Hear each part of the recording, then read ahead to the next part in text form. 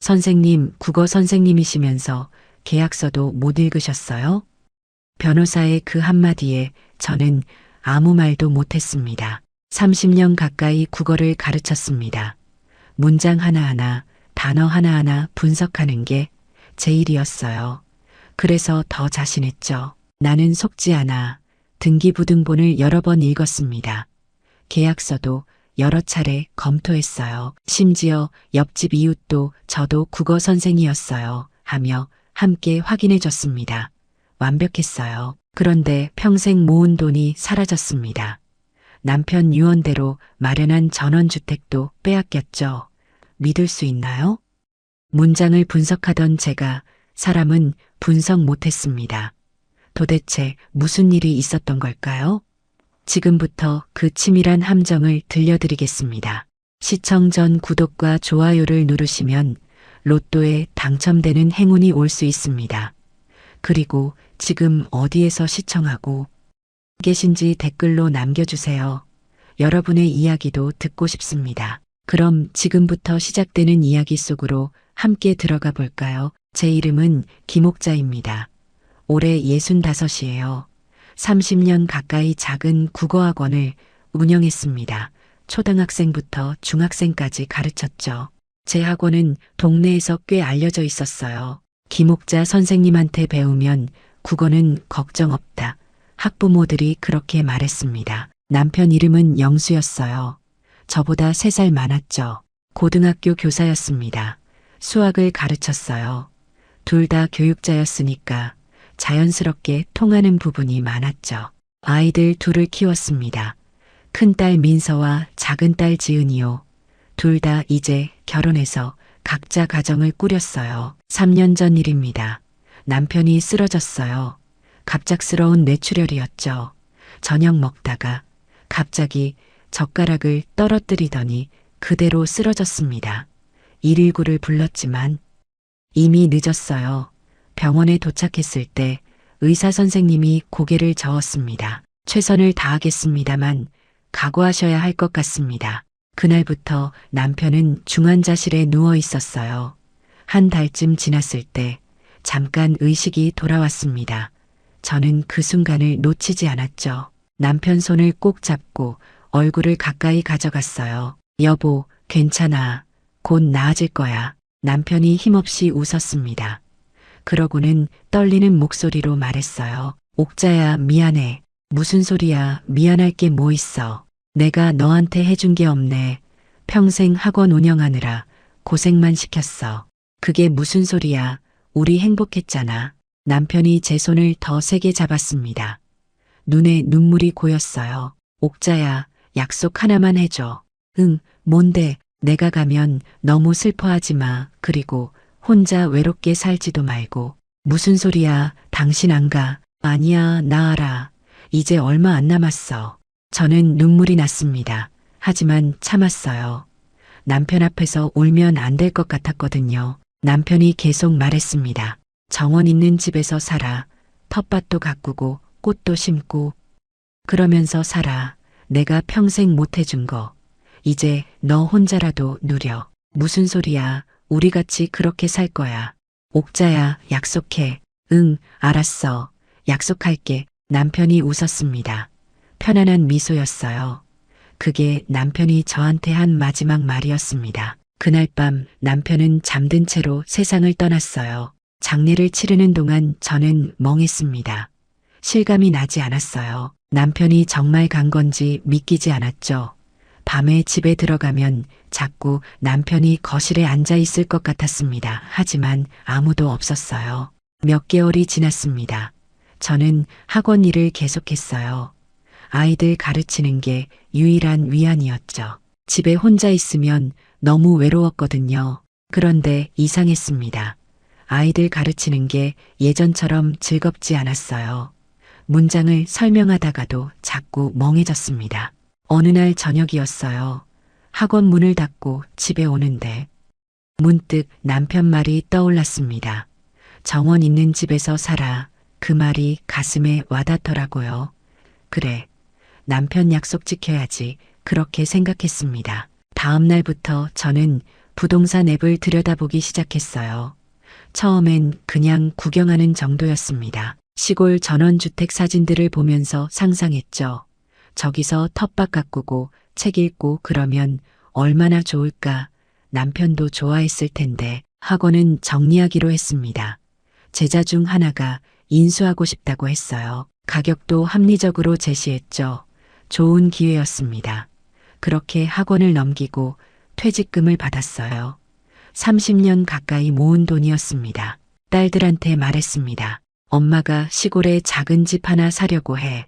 큰딸 민서가 걱정스러운 얼굴로 물었어요. 엄마, 혼자 시골에서 사시려고요? 괜찮으세요? 응, 괜찮아.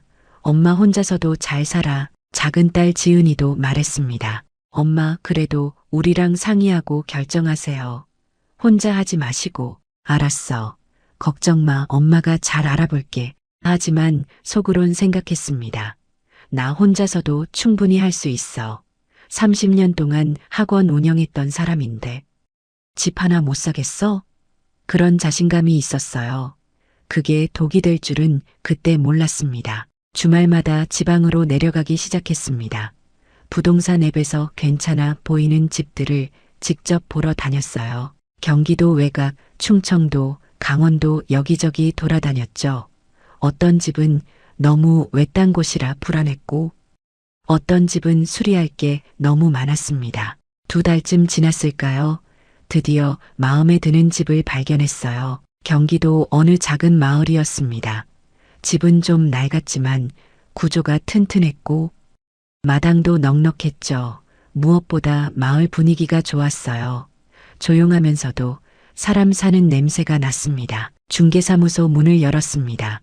50대쯤 돼 보이는 남자가 반갑게 맞아줬어요. 어서 오세요. 무엇을 도와드릴까요? 저기 봤던 집 있잖아요. 마당 넓은 그 집. 아, 그 집이요? 좋은 눈 있으시네요. 진짜 괜찮은 매물입니다. 중개사 이름은 이정훈이라고 했어요. 명함을 내밀면서 웃었습니다. 명함을 받아보니 뭔가 인쇄돼 있더라고요. 법무사 자격 보유. 그걸 보는 순간 안심이 됐습니다. 아, 이 사람은 전문가구나. 그렇게 생각했어요. 법무사시기도 하세요? 네, 예전에 법무사 일 좀 했습니다. 그래서 등기 쪽은 제가 직접 확인해 드려요. 손님들이 안심하시더라고요. 그럼 정말 좋네요. 걱정 마세요. 제가 꼼꼼하게 다 확인해 드릴게요. 중개사가 서류를 꺼냈습니다. 등기부등본이었어요. 저는 그 자리에서 천천히 읽기 시작했습니다. 한 글자 한 글자 놓치지 않았죠. 국어 선생이니까요. 문장 분석은 제 특기였습니다. 소유자 이름, 주소, 면적, 권리관계 모두 확인했어요. 가압류도 없고 가등기도 없고 깨끗했습니다. 3번을 읽었죠. 등기는 정말 깨끗하네요. 그럼요. 제가 미리 확인했으니까요. 전 주인이 외국 이민 가면서 급하게 내놓은 집이라 가격도 합리적이에요. 그런데 왜 이렇게 싸게 파는 거예요? 시골집이 요즘 잘 안 팔리잖아요. 빨리 정리하고 가려고 하시는 거죠. 그럴듯했습니다. 저는 계약서를 요청했어요. 계약서도 꼼꼼히 읽었습니다. 특약사항, 지불 조건, 인도 시기 모든 걸 확인했죠. 국어 선생답게 한 단어도 대충 넘기지 않았어요. 계약서도 문제 없네요. 그럼요. 저희가 표준 계약서 쓰니까요. 그런데 집주인은 직접 못 만나나요? 아, 지금 해외에 계세요. 위임장 받아뒀습니다. 보여드릴까요? 중개사가 위임장을 보여줬어요. 도장도 찍혀 있고 서명도 돼 있었습니다. 그것도 확인했죠. 위임장도 있네요. 네, 법적으로 아무 문제 없습니다. 제가 법무사 일했으니까 이런 건 확실하게 처리해요. 저는 안심했습니다. 전문가가 보증하는데 뭐가 문제겠어요. 하지만 뭔가 찝찝한 구석이 있었어요. 이렇게 큰 결정을 혼자 내려도 되나? 딸들한테 한 번 더 물어볼까? 그런데 자존심이 올라왔습니다. 나 혼자서도 할 수 있어. 30년 동안 학원 운영했는데 집 하나 못 사겠어? 딸들한테 유능한 엄마 모습 보여주고 싶었어요. 좋습니다. 계약할게요. 현명한 선택하셨어요. 후회 안 하실 겁니다. 계약금을 냈습니다. 그리고 한 달 후 잔금을 치르기로 했죠. 계약서에 도장을 찍는 순간 손이 떨렸습니다. 떨리면서도 설렜어요. 이제 정말 내 집이 생기는구나. 집으로 돌아와서 등기부등본을 다시 꺼내봤습니다. 혼자서도 여러 번 더 읽었어요. 확인하고 또 확인했죠. 하지만 아무 문제도 없었습니다. 완벽했어요. 한 달이 지났습니다. 잔금날이 다가왔어요. 은행에서 돈을 인출했습니다. 평생 모은 돈이었죠. 학원 팔고 받은 돈, 저축해둔 돈, 모두 합쳐서요. 손이 떨렸습니다. 중개사무소로 갔어요. 중개사가 반갑게 맞아줬습니다. 오늘 잔금 치르시면 열쇠 드릴게요. 집주인은 오늘도 못 오나요? 네, 해외에 계셔서요. 제가 위임받아서 대신 처리합니다. 계좌번호 주세요. 중개사가 계좌번호를 적어줬어요. 저는 그 자리에서 은행 앱으로 송금했습니다. 큰 돈이 이체되는 걸 보니 가슴이 두근거렸죠. 확인했습니다. 그럼 열쇠 드릴게요. 열쇠를 받았습니다. 무거웠어요. 이게 정말 내 집 열쇠구나. 믿기지 않았죠. 등기 이전은 언제 되나요? 일주일 정도 걸립니다. 서류 처리하고 연락드릴게요. 알겠습니다. 집으로 가는 길에 설렘이 가득했어요. 드디어 남편 약속을 지키게 됐구나. 정원 있는 집에서 글 쓰며 살 수 있겠구나. 행복했습니다. 며칠 후 이사를 했어요. 짐이 많지 않았습니다. 혼자 사니까 필요한 것만 챙겼죠. 이삿짐 센터 기사님들이 짐을 옮기는 동안 저는 집안을 둘러봤습니다. 여기 침대 놓고 저기 책장 두면 되겠네. 혼자 중얼거리면서 방마다 돌아다녔어요. 마음에 들었습니다. 낡았지만 정이 가는 집이었죠. 마당에 나가봤습니다. 뒤편에 작은 텃밭 공간이 있었어요. 여기에 채소 심으면 되겠다. 상추도 심고 토마토도 심고 고추도 심어야지. 상상만으로도 즐거웠습니다. 그날 저녁 옆집에서 누가 찾아왔어요. 문을 열었더니 60대쯤 돼 보이는 여자였습니다. 손에 뭔가 들고 있더라고요. 안녕하세요. 저 옆집에 사는 박순자예요. 아, 안녕하세요. 김옥자입니다. 이사 오셨다고 해서 김치 좀 갖고 왔어요. 제가 담근 거예요. 어머, 감사합니다. 혼자 사세요? 네, 남편이 몇 년 전에 세상 떠나서요. 아이고, 저도 혼자 살아요. 남편 돌아가신 지 5년 됐어요. 순간 동질감이 들었습니다. 나랑 비슷한 처지구나. 들어오세요. 차라도 한 잔 드릴게요. 괜찮아요? 그럼 잠깐만요. 순자 씨가 집 안으로 들어왔어요. 아직 정리가 덜 됐지만 거실 소파에 앉았습니다. 그런데 선생님, 뭐 하시던 분이세요? 저요? 국어학원 운영했어요. 30년 가까이요. 어머, 저도 국어 선생이었어요. 정말요? 네, 중학교에서 국어 가르쳤어요. 20년 넘게 했죠. 순간 반가웠습니다. 같은 국어 선생이라니. 이렇게 통하는 부분이 있을 줄이야. 와, 그럼 우리 이야기 많이 통하겠네요. 그러게요. 반가워요. 그날부터 순자 씨랑 자주 만났습니다. 반찬도 나눠 먹고 차도 마시고 그랬어요. 국어 이야기를 하면 시간 가는 줄 몰랐죠. 어느 날 순자 씨가 물었습니다. 그런데 선생님, 집 사실 때 등기 같은 거 잘 확인하셨어요? 당연하죠. 저 국어 선생인데요. 등기부등본 여러 번 읽었어요. 혼자 하셨어요? 중개사가 법무사 자격 있더라고요. 그래서 안심하고 샀어요. 아, 그럼 괜찮겠네요. 요즘 사기꾼들이 많아서요. 제가 워낙 꼼꼼해서요. 계약서도 한 글자 한 글자 다 확인했어요. 역시 선생님이세요. 저도 그렇게 했어요. 우리 국어 선생들은 글 보는 눈이 다르잖아요. 그 말이 자존심을 건드렸습니다. 기분 좋게요. 그래. 나는 전문가야. 글을 읽고 분석하는 전문가라고. 그런 자신감이 더 커졌죠. 하지만 그게 함정이었습니다. 글은 분석했는데 사람은 분석 못했으니까요. 봄이 깊어지고 있었습니다. 마당에 꽃들이 피기 시작했어요. 이름도 모르는 들꽃들이 여기저기 고개를 내밀었죠. 매일 아침 마당에 나가는 게 즐거웠습니다. 텃밭을 만들기 시작했어요. 앞집 할아버지가 도와주셨습니다. 흙 파는 법, 이랑 만드는 법 하나하나 알려주셨죠.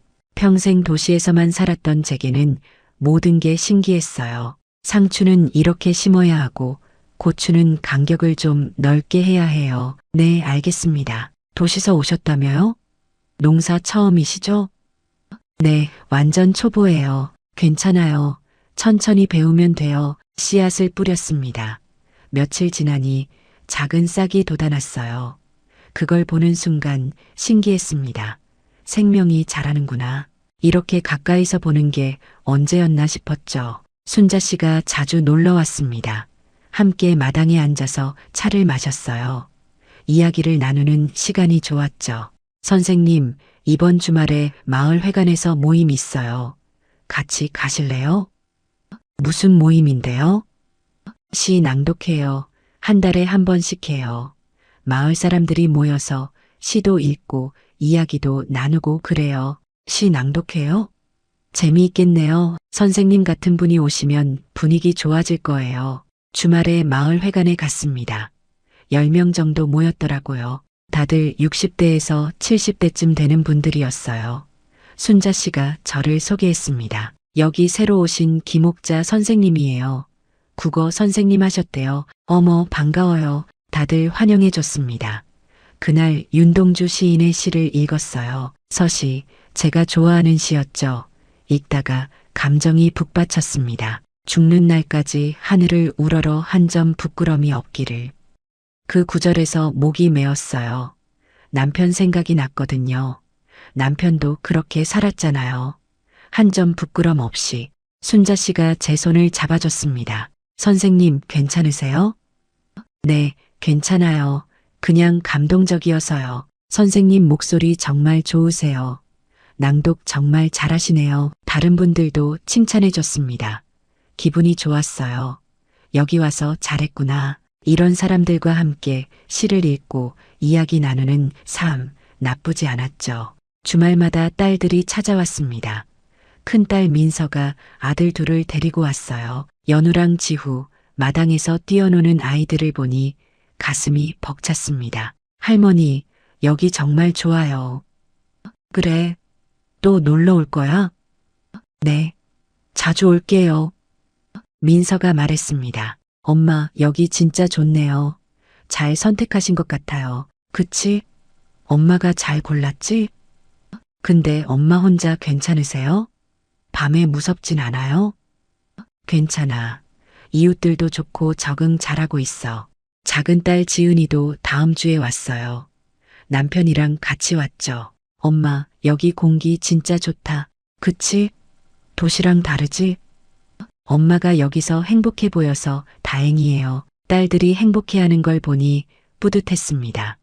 내 선택이 맞았구나. 남편 약속도 지키고 딸들도 안심시키고 완벽했어요. 텃밭 채소들이 자라기 시작했습니다. 상추가 제법 커졌어요.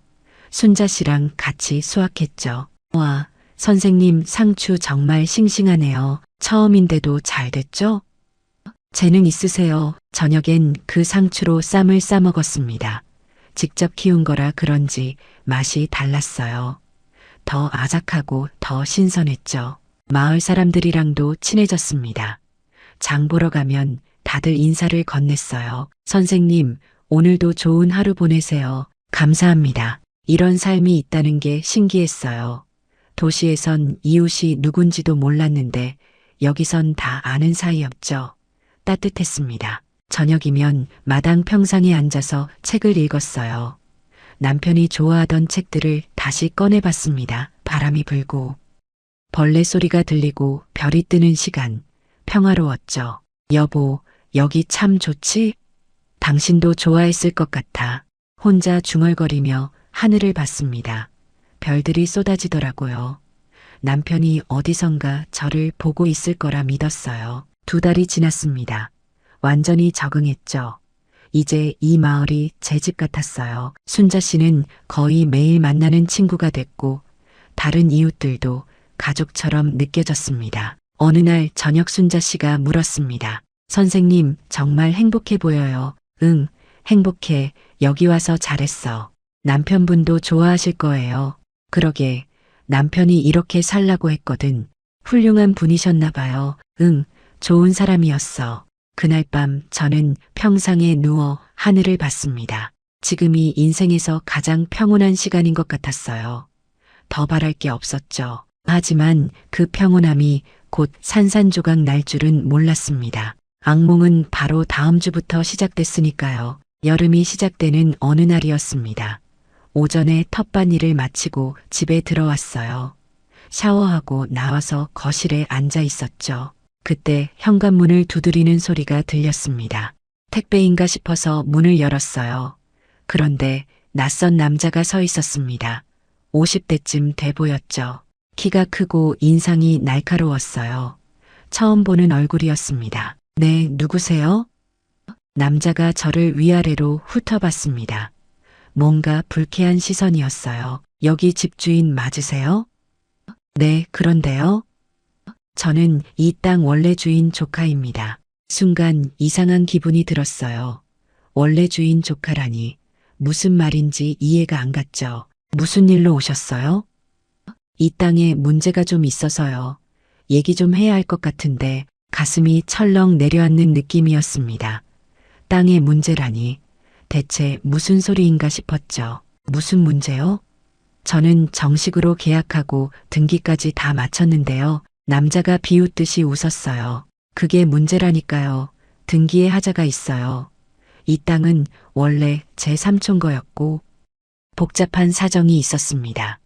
당신한테 팔 수 있는 땅이 아니었어요. 무슨 소리예요? 중개사가 분명히 깨끗한 땅이라고 했는데 중개사가 뭘 알겠어요. 서류상으론 깨끗해 보이지만 속사정은 복잡합니다. 어쨌든 이 집 비워야 할 겁니다. 저는 화가 났습니다. 평생 착하게 살아온 제가 사기를 당한다는 게 믿기지 않았어요. 지금 저한테 집 비우라는 겁니까? 말이 됩니까? 남자는 어깨를 으쓱했습니다. 법적으로 따져보세요. 알아서 하시든지요. 그러고는 그냥 가버렸어요. 저는 멍하니 서 있었습니다. 다리에 힘이 풀리는 것 같았죠. 집 안으로 들어와 소파에 주저앉았습니다.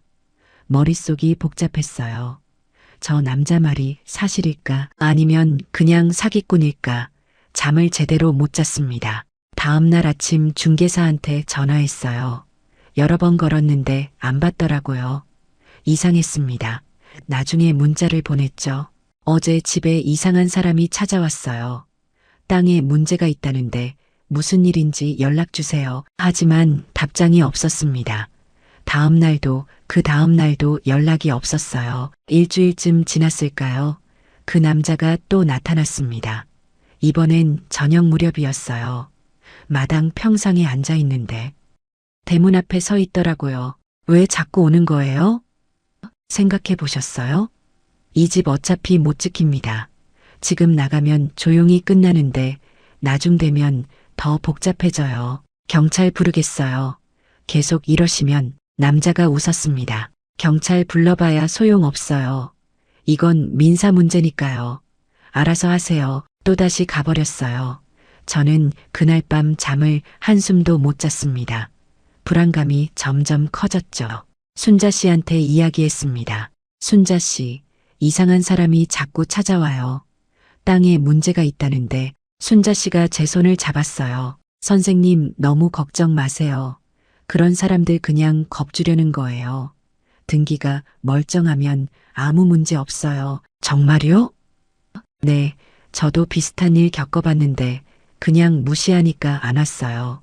선생님, 등기부등본 깨끗하잖아요. 그 말이 위로가 됐습니다. 그래, 순자 씨 말이 맞아. 등기가 깨끗한데 뭐가 문제겠어. 중개사한테 다시 전화했습니다. 이번엔 받더라고요. 하지만 목소리가 뭔가 불안해 보였어요. 무슨 일이세요? 집에 이상한 사람이 자꾸 찾아와요. 땅에 문제가 있다는데 무슨 일이에요? 중개사가 잠깐 침묵했습니다. 그러더니 말했어요. 아, 그런 사람 가끔 있어요. 사기꾼들이 그렇게 협박하는 경우 많습니다. 신경 쓰지 마세요. 등기는 깨끗해요. 정말요? 네, 걱정 마세요. 전화를 끊었지만 마음이 놓이지 않았습니다. 뭔가 찝찝한 기분이 계속 남아 있었어요. 그로부터 한 달쯤 지났습니다. 어느 날 우편함을 열었을 때였어요. 법원 봉투가 들어 있었습니다. 손이 떨렸죠. 법원에서 온 우편물을 받아본 게 처음이었거든요. 집 안으로 들어와 봉투를 뜯었습니다. 글씨가 눈에 제대로 들어오지 않았어요. 몇 번을 읽고 또 읽었죠. 소장이었습니다. 그 남자가 저를 상대로 소송을 제기한 거예요. 토지 소유권 확인 청구 조정. 머릿속이 하얘졌습니다. 소장 내용을 천천히 읽어내려갔어요. 그 남자 주장은 이랬습니다. 이 땅은 원래 삼촌 소유였는데 20년도 더 전에 빚 담보로 잡혀 있었다고요. 그 빚을 갚지 못해서 채권자한테 넘어갔고 복잡한 과정을 거쳐 지금에 이르렀다는 겁니다. 하지만 그 과정에서 법적 절차가 제대로 안 됐고 따라서 등기 자체에 문제가 있다는 거였어요. 저는 의자에 주저앉았습니다. 이게 무슨 말인가 싶었죠. 제가 산 땅이 20년도 더 전부터 문제가 있었다니요. 중개사는 분명히 깨끗한 땅이라고 했는데 등기부등본도 확인했는데 어떻게 이런 일이 가능한 건가요? 손이 너무 떨려서 전화기를 제대로 잡을 수가 없었습니다. 겨우 중개사한테 전화를 걸었어요. 몇 번을 시도했는데 계속 안 받더라고요. 문자를 보냈습니다. 법원에서 소장이 왔습니다. 당장 연락 주세요. 하지만 답장이 없었어요. 다음 날도 그 다음 날도 연락이 없었습니다. 이상했습니다. 뭔가 잘못됐다는 생각이 들었어요. 저는 중개사무소로 직접 찾아갔습니다. 문이 잠겨 있었어요. 유리창 너머로 안을 들여다보니 텅 비어 있었습니다. 책상도 의자도 다 없었죠. 옆 가게 주인한테 물었습니다. 여기 중개사 어디 갔는지 아세요? 글쎄요. 일주일쯤 전에 짐 싸서 나가던데요. 어디 갔는지는 모르겠어요. 그 순간 무릎에 힘이 풀렸습니다. 중개사가 잠적한 겁니다. 이건 뭔가 심각하게 잘못된 거였어요. 집으로 돌아오는 길에 눈물이 났습니다.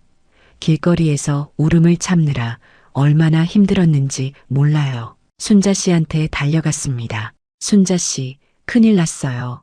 법원에서 소장이 왔고 중개사는 잠적했어요. 순자 씨가 놀란 표정을 지었습니다. 뭐라고요? 소장이요? 네, 땅에 문제가 있대요. 20년도 더 전일이래요. 순자 씨가 제 손을 잡았어요. 선생님, 일단 진정하세요. 법률 상담 받아보세요.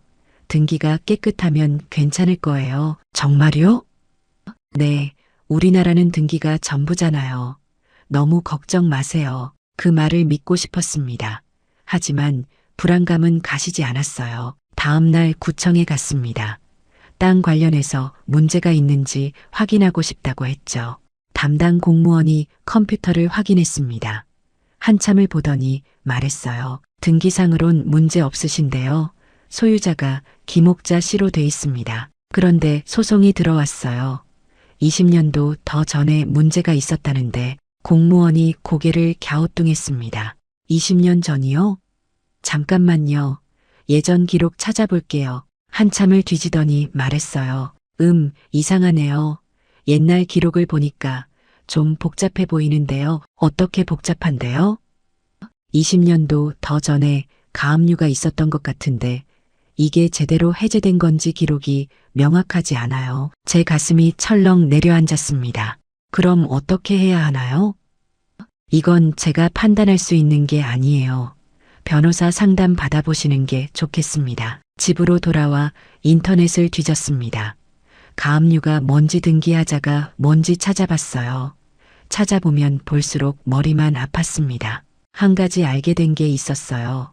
우리나라는 등기에 공신력이 없다는 겁니다.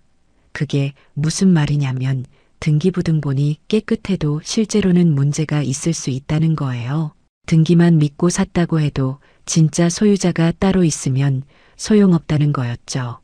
그걸 알았을 때 온몸에 힘이 빠졌습니다. 무료 법률 상담소를 찾아갔어요. 젊은 변호사가 제 이야기를 들었습니다. 소장과 등기부등본을 보여줬죠. 변호사가 한참을 들여다보더니 고개를 저었습니다. 어떻게 된 건지 아세요? 복잡한 케이스네요. 20년도 더 전에 이 땅이 채권 담보로 잡혀 있었던 것 같은데 그 채권이 제대로 소멸됐는지 확인이 안 됩니다. 그럼 저는 어떻게 되는 건가요? 변호사가 조심스럽게 말했어요. 최악의 경우 집을 잃을 수도 있습니다. 그 말을 듣는 순간 세상이 무너지는 것 같았어요. 변호사를 선임해야 하나요? 네, 혼자서는 힘드실 겁니다. 비용이 얼마나 드나요? 케이스에 따라 다른데 최소 몇백만 원은 각오하셔야 해요. 저는 멍하니 앉아 있었습니다. 몇백만 원.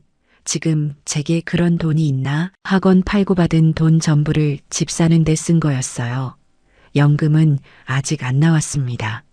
서류 처리 중이라 몇 개월 더 기다려야 한다고 했죠. 통장을 확인해 봤습니다. 생활비로 쓰던 돈이 조금 있었지만 변호사 선임하기엔 턱없이 부족했어요. 그날 밤 딸들한테 전화할까 고민했습니다. 하지만 전화기를 들 수가 없었어요. 민서는 아이 둘 키우느라 힘들어하고 있었거든요. 지은이도 회사 일로 스트레스 받는다고 했고요. 이런 상황을 말하면 얼마나 놀라고 걱정할까요? 무엇보다 부끄러웠습니다. 딸들한테 엄마는 혼자서도 잘해 그렇게 자신했었는데 엄마가 사기당했어. 도와줘 이런 말을 어떻게 합니까? 저는 혼자 해결하려고 했어요. 법률구조공단에 전화했습니다.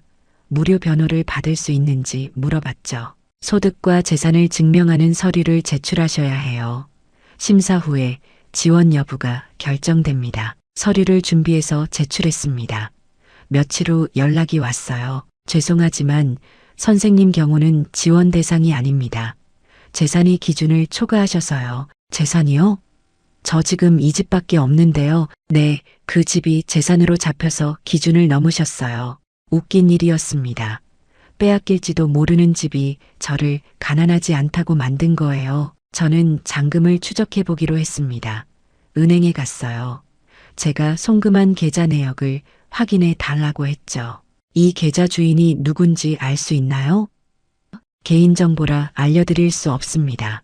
저 사기 당한 것 같은데요. 그러시면 경찰에 신고하셔야 해요. 경찰서에 갔습니다. 사기 당한 것 같다고 신고했어요. 경찰이 말했습니다. 민사 문제는 저희가 개입하기 어렵습니다. 형사사건이 아니거든요. 그럼 어떻게 해요? 변호사 선임해서 민사소송 하셔야죠. 결국 제자리로 돌아왔습니다. 변호사가 필요한데 돈이 없고 돈을 추적하려 해도 방법이 없었어요. 나중에 알게 된 사실이 있습니다. 중개사가 위임장을 위조했다는 거예요. 집주인 도장도 가짜였고 서명도 가짜였던 겁니다. 잔금은 중개사가 대리로 받았고 그 돈은 여러 계좌를 거쳐 증발했죠. 계좌 주인도 사기 조직 일원이었다고 해요. 법무사 자격증도 당연히 가짜였고요. 모든 게 계획된 사기였던 겁니다. 저는 완전히 속은 거예요. 국어 선생이라고 자신했던 제가 글자는 읽었지만 사람은 못 읽었던 겁니다. 체중이 빠지기 시작했어요. 밥맛이 없었거든요. 억지로 한 숟가락 떠먹어도 목으로 넘어가지 않았습니다. 거울을 봤는데 제 얼굴이 무척 초췌해 보였어요. 뺨이 홀쭉하고 눈 밑에 그늘이 졌더라고요. 순자 씨가 자주 들렀습니다. 선생님 밥 드셨어요? 안색이 너무 안 좋으신데요. 응, 먹었어. 거짓말.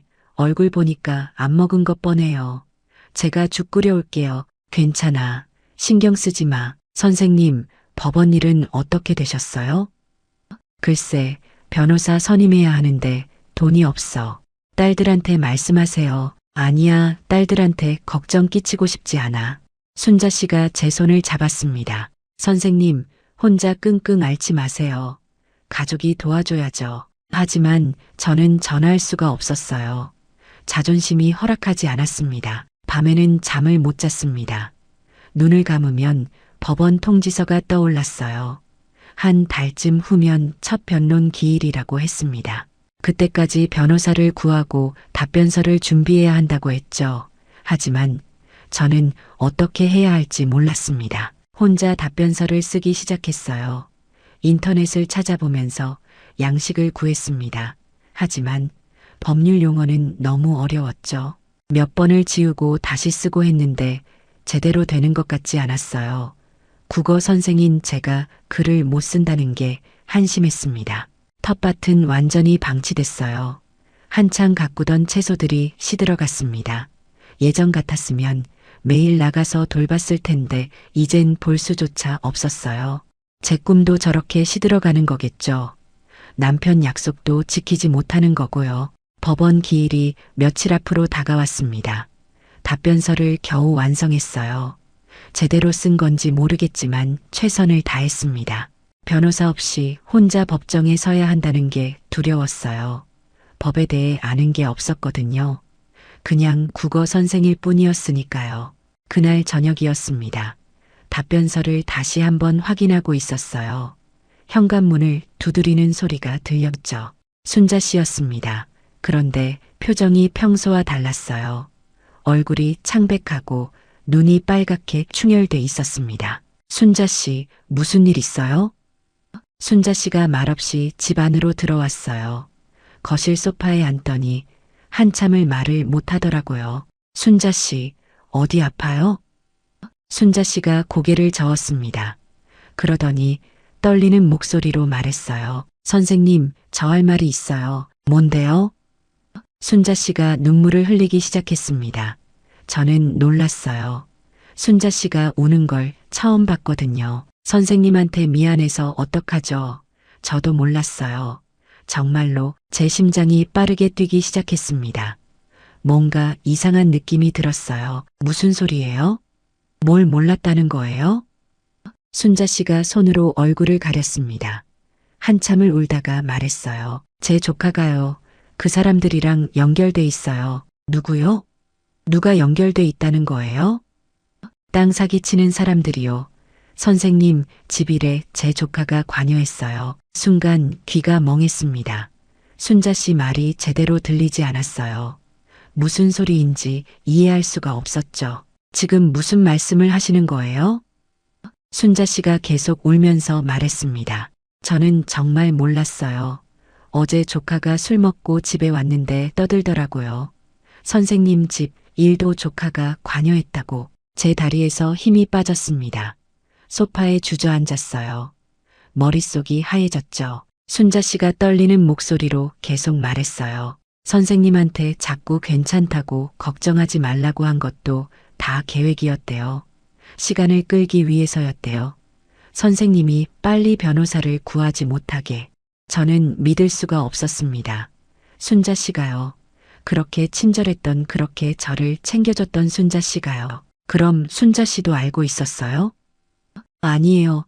저는 정말 몰랐어요. 순자 씨가 울면서 말했습니다. 조카가 이런 일 하는 줄 몰랐어요. 그냥 부동산 일한다고만 알고 있었거든요.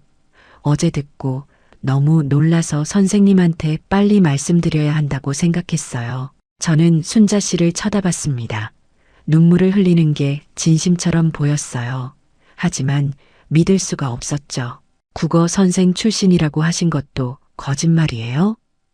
순자 씨가 고개를 저었습니다. 아니에요. 그건 진짜예요. 저 정말 국어 선생했어요. 그럼 계약서 같이 봐준 것도요? 등기부등본 깨끗하다고 안심시킨 것도요? 순자 씨가 더 크게 울었습니다. 그건 저도 진짜 그렇게 생각했어요. 등기부가 깨끗했으니까요. 하지만 조카가 그걸 이용한 거예요. 저를 이용해서. 저는 웃음이 나왔습니다. 비참한 웃음이었죠. 몇 개월 동안 저랑 같이 차 마시고 반찬 나눠 먹고 시 낭독회도 같이 가고 그러면서요. 전부 다 시간 끌기였어요?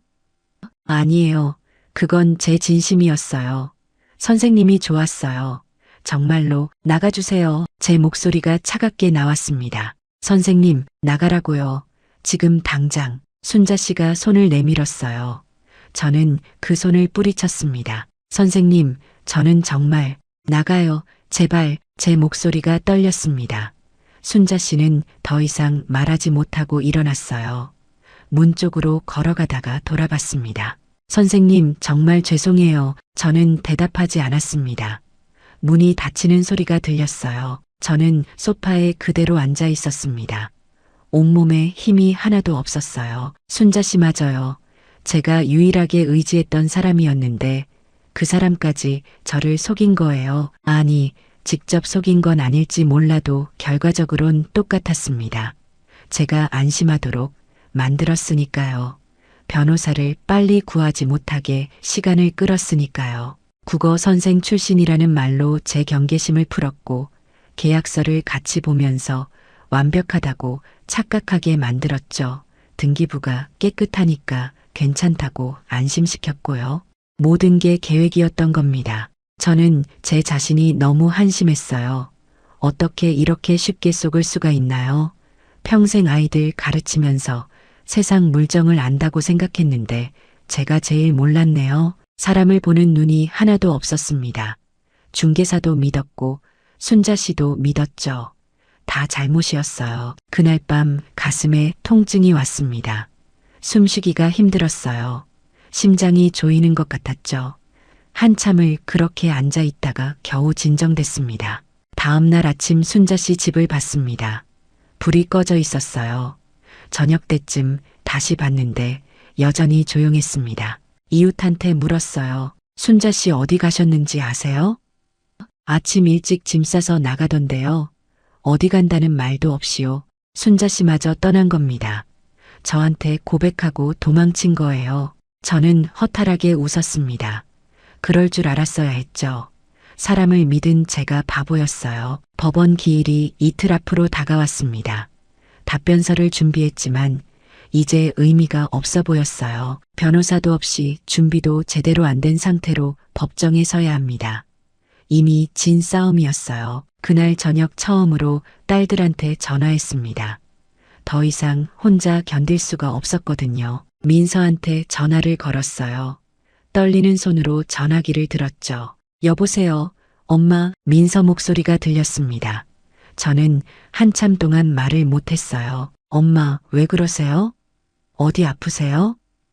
민서가 걱정스럽게 물었습니다. 엄마가 잘못했다. 목소리가 떨렸습니다. 눈물이 나왔어요. 엄마, 무슨 일이에요? 무슨 일 있어요? 민서가 다급하게 물었죠. 저는 그동안의 일을 다 털어놨습니다.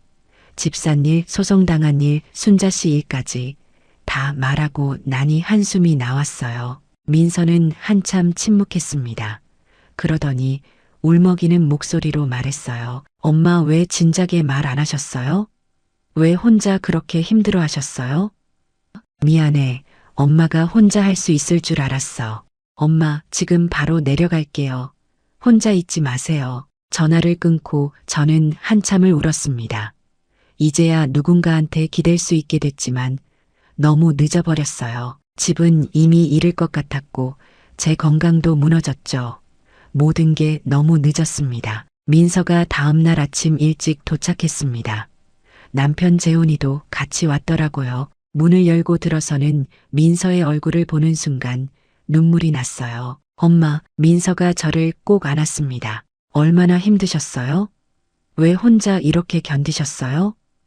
저는 민서의 품에서 한참을 울었습니다. 참아왔던 눈물이 터져 나왔어요. 재훈이가 말했습니다. 어머님, 일단 앉으세요. 차근차근 이야기 나눠봅시다. 저는 소파에 앉아서 서류들을 꺼냈어요. 소장, 등기부 등본, 제가 쓴 답변서까지. 재훈이가 하나씩 읽어봤습니다. 회사에서 법무일을 하는 사람이라 어느 정도는 아는 분이었어요. 한참을 보더니 고개를 저었습니다. 어머님, 솔직히 이기기 어려워 보입니다. 상대방이 증거를 꽤 많이 준비한 것 같아요. 제 가슴이 철렁 내려앉았습니다. 민서가 물었습니다. 그럼 어떡하죠? 엄마가 집을 잃는 건가요? 내일 법정에 가야 알겠지만 최악의 경우를 대비해야 할 것 같습니다. 저는 고개를 끄덕였습니다. 이미 각오는 하고 있었어요. 다음 날 법원에 갔습니다. 민서와 재훈이가 함께 갔어요. 법정 복도에서 그 남자를 봤습니다. 변호사와 함께 서 있더라고요. 저를 보더니 비웃듯 웃었어요. 그 표정이 너무 화가 났지만 참았습니다. 법정 문 앞에 섰습니다. 손이 떨렸어요. 민서가 제 손을 잡아줬습니다. 엄마, 괜찮으실 거예요. 문을 열고 들어갔습니다. 법정은 생각보다 작았어요. 판사석, 원고석, 피고석이 보였죠. 판사님이 들어오셨습니다. 40대 초반쯤 돼 보이는 남자였어요. 그런데 이상했습니다. 판사님이 저를 보더니 눈이 커지더라고요. 순간 당황하는 표정이었죠. 저도 그 얼굴을 자세히 봤습니다. 어디서 본 것 같은데 누구지? 판사님이 서류를 펼치면서 말씀하셨습니다. 사건 번호. 그 목소리를 듣는 순간 알아챘습니다. 민준이, 김민준이었어요. 20년도 더 전 제가 가르쳤던 학생이었습니다. 학원에서 국어를 배웠던 아이였죠. 똑똑한 학생이었어요. 법대에 간다고 했던 기억이 나네요. 그 아이가 판사가 됐구나. 민준이도 저를 알아본 것 같았습니다. 눈빛이 흔들렸어요. 하지만 표정을 숨기려고 애쓰더라고요. 재판이 시작됐습니다. 상대 변호사가 먼저 주장을 펼쳤어요. 이 토지는 20년도 더 전에 채권 담보로 설정됐으나 법적 절차에 하자가 있었습니다. 따라서 현재 등기는 무효이며 진정한 권리자는 원고 측입니다. 법률 용어들이 쏟아졌습니다. 저는 절반도 이해하지 못했어요. 제 차례가 왔습니다. 떨리는 목소리로 답변서를 읽었어요. 저는 정당하게 집을 샀습니다. 중개사가 문제없다고 했고 등기부등본도 여러 번 확인했습니다. 저는 잘못한 게 없습니다. 하지만 제 목소리는 힘이 없었어요. 상대 변호사가 반박했습니다. 등기를 믿었다는 것만으로는 충분하지 않습니다. 우리나라는 등기에 공신력이 없습니다. 실제 권리자를 확인하지 않은 책임은 피고에게 있습니다. 민준이가 질문을 했습니다. 피고 측은 매매 대금을 누구한테 지불했습니까? 중개사한테 지불했습니다. 원소유주를 직접 만나셨습니까? 아니요. 해외에 계신다고 해서 위임장을 확인하셨습니까? 네, 확인했습니다. 그 위임장이 진짜인지 법무사나 변호사한테 검증받으셨습니까? 저는 대답할 수가 없었습니다. 하지 않았거든요. 민준이가 서류를 보면서 말했습니다.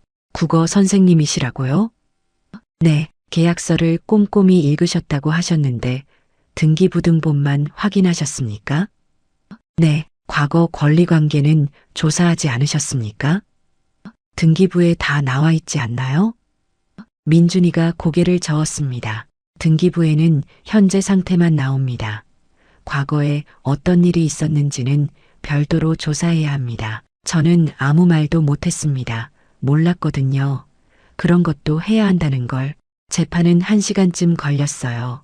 민준이가 마지막으로 말했습니다. 판결은 2주 후에 선고하겠습니다. 법정을 나왔습니다. 복도에서 민서가 말했어요. 엄마, 저 판사님 어디서 본 것 같은데. 민준이야. 엄마 옛날 제자. 네. 정말요? 응. 학원에서 가르쳤던 아이야. 민서가 놀란 표정을 지었습니다. 그때였어요. 뒤에서 누가 말을 걸었습니다. 선생님, 돌아보니 민준이가 서 있었어요. 법복을 입은 채였습니다. 민준아, 선생님 정말 오랜만입니다. 민준이가 고개를 숙였어요. 잘 지냈니? 네, 선생님 덕분에 잘 지냈습니다. 민준이 얼굴에 미안함이 가득했어요. 선생님, 정말 죄송합니다. 뭐가 미안해. 넌 내 일을 한 거잖아. 하지만 괜찮아. 넌 잘못한 게 없어. 민준이가 눈물이 글썽거렸습니다. 선생님께서 가르쳐 주신 거 기억합니다. 정직하게 살라고. 법은 공정해야 한다고. 그래, 잘 기억하고 있구나. 그래서 더 어렵습니다. 선생님한테 이런 판결을 내려야 한다는 게. 저는 민준이 어깨를 두드렸습니다. 민준아, 내가 배운 대로 하면 돼. 법은 공정해야 하니까. 민준이가 고개를 끄덕였습니다. 선생님, 정말 죄송합니다. 괜찮아, 가봐. 민준이가 다시 한번 고개를 숙이고 돌아갔어요. 민서가 제 손을 잡았습니다. 엄마, 괜찮으세요? 응, 괜찮아. 하지만 괜찮지 않았습니다. 제자 앞에서 이렇게 무너지는 게 부끄러웠거든요. 2주가 지났습니다. 판결 선고일이 왔어요. 법정에 다시 섰습니다. 민준이가 판결문을 읽기 시작했어요. 원고 승소. 피고는 이 사건 토지 및 건물을 원고에게 인도하라. 그 말을 듣는 순간 다리에 힘이 풀렸습니다. 민서가 저를 붙잡아줬어요. 민준이가 계속 읽었습니다. 피고는 등기부등본만을 확인했을 뿐 실제 권리관계를 조사하지 않았고 원소유주를 직접 확인하지도 않았다. 우리나라 등기제도는 공신력이 없으므로 등기만으로는 충분하지 않다. 제가 가르쳤던 정직함이 부메랑이 되어 돌아왔습니다. 민준이는 법대로 공정하게 판결한 거예요. 저한테 배운 대로요. 법정을 나왔습니다. 복도에서 민준이가 다가왔어요. 선생님, 정말 죄송합니다. 아니야, 넌 옳은 일을 한 거야. 선생님께 배운 법치주의를 지켰습니다. 그 말이 가슴에 박혔습니다. 그래, 잘했어. 저는 웃으며 말했지만 눈물이 났습니다. 제가 가르친 아이가 제게 패소를 선고했어요. 하지만 그게 옳은 일이었습니다. 민준이는 잘못한 게 없었어요. 법대로 한 거니까요. 잘못한 건 저였습니다. 사람을 너무 쉽게 믿었고 확인을 제대로 하지 않았죠. 판결이 나고 2달의 유예기간이 주어졌습니다. 그 안에 집을 비워야 했어요. 딸들이 월세집을 알아봐줬습니다. 도시 근처 작은 빌라였어요. 방 2개짜리였죠. 짐을 싸기 시작했습니다. 민서와 지은이가 도와줬어요. 엄마, 이거 버릴까요?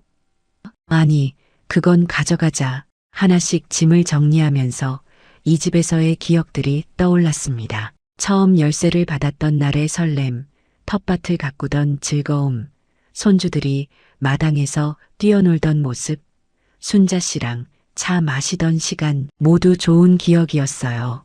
비록 짧았지만 행복했던 시간들이었습니다. 마당에 나가봤습니다.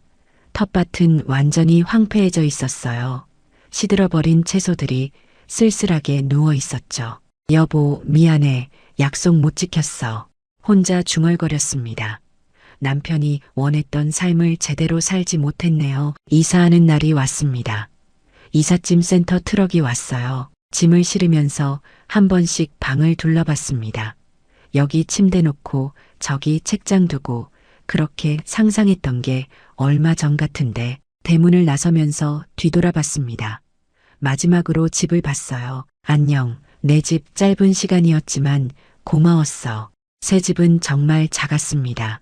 마당도 없고 텃밭도 없었죠. 하지만 괜찮았어요. 딸들이 가까이 있으니까요. 민서가 자주 들렀습니다.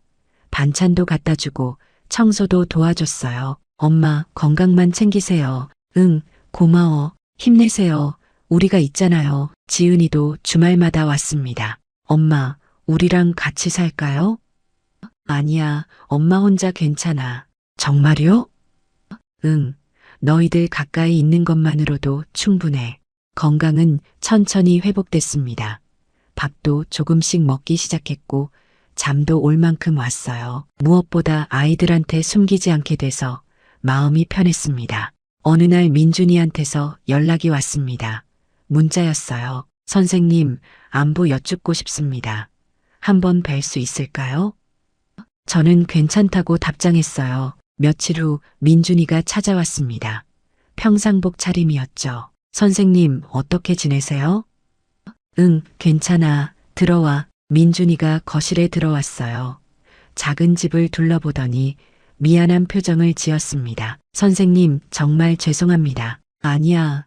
내 잘못이 아니야. 하지만 제가 민준아 앉아. 민준이가 소파에 앉았습니다. 저는 차를 내왔어요. 민준아, 넌 잘한 거야. 선생님, 정말이야. 넌 법대로 판결한 거잖아. 선생님한테 배운 대로 정직하게. 민준이가 고개를 숙였습니다. 그게 더 괴롭습니다. 선생님께 배운 걸로 선생님한테 상처를 드렸으니까. 아니야, 그게 옳은 거야. 저는 민준이 손을 잡았어요. 민준아, 선생님이 잘못한 거야. 사람을 너무 쉽게 믿었고 확인을 제대로 안 했어. 그래도 넌 계속 정직하게 살아. 법대로 공정하게. 그게 선생님이 가르친 거니까. 민준이가 눈물을 흘렸습니다. 선생님, 감사합니다. 뭐가 고마워. 이렇게 이해해 주셔서요. 민준이가 돌아가고 저는 한참을 앉아 있었습니다. 제자가 성장했구나. 법을 지키는 판사가 됐구나. 그게 자랑스러웠어요. 비록 저는 집을 잃었지만 민준이는 옳은 일을 했습니다. 그걸로 됐어요. 시간이 흘렀습니다. 연금이 나오기 시작했어요. 많지 않았지만 생활할 만했습니다. 딸들도 조금씩 도와줬죠. 처음엔 미안했는데 이제는 받아들였어요. 손주들이 자주 놀러 왔습니다. 작은 집이지만 아이들은 좋아했어요. 할머니, 우리 또 올게요. 그래, 자주 와. 어느 날 민서가 말했습니다. 엄마, 이 이야기를 다른 사람들한테도 알려야 하지 않을까요? 왜? 이런 피해 당하는 사람이 더 생기면 안 되잖아요. 저는 생각해 봤습니다. 제 이야기가 누군가에게 도움이 될까요? 그래서 이렇게 말하게 됐습니다. 여러분, 제 이야기를 끝까지 들어주셔서 감사합니다. 제가 여러분한테 꼭 말씀드리고 싶은 게 있어요. 첫째, 등기부등본만 믿지 마세요. 반드시 법무사나 변호사한테 권리 분석을 받으세요.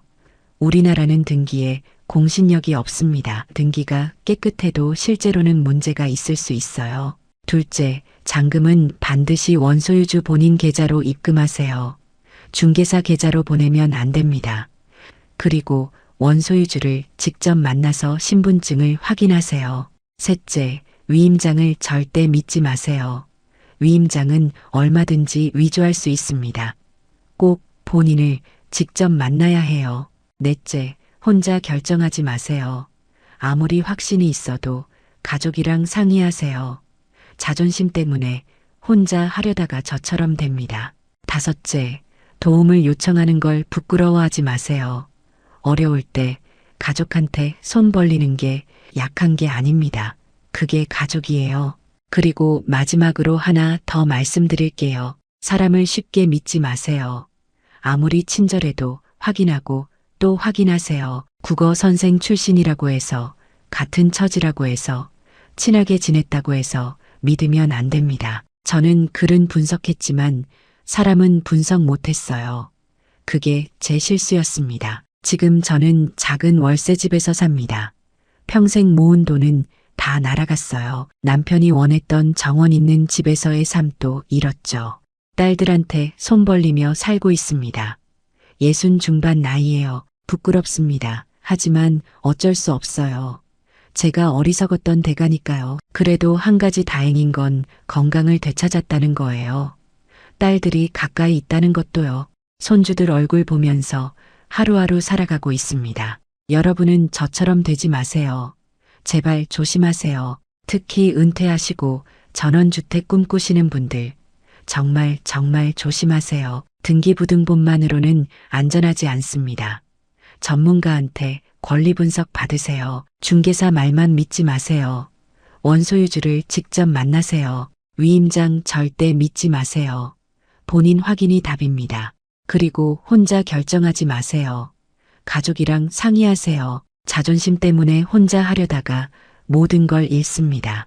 저처럼요. 제 이야기가 여러분께 조금이라도 도움이 됐으면 좋겠습니다. 한 분이라도 제 같은 피해를 당하지 않는다면 그것만으로도 의미가 있을 것 같아요. 그리고 주변의 저 같은 나이대 지인들에게도 꼭 알려주세요. 특히 은퇴하시고 퇴직금으로 집을 사려는 분들이 계시다면 더욱 조심하라고 말씀해 주세요. 우리의 이 사연이 마음에 남았다면 좋아요를 눌러주세요.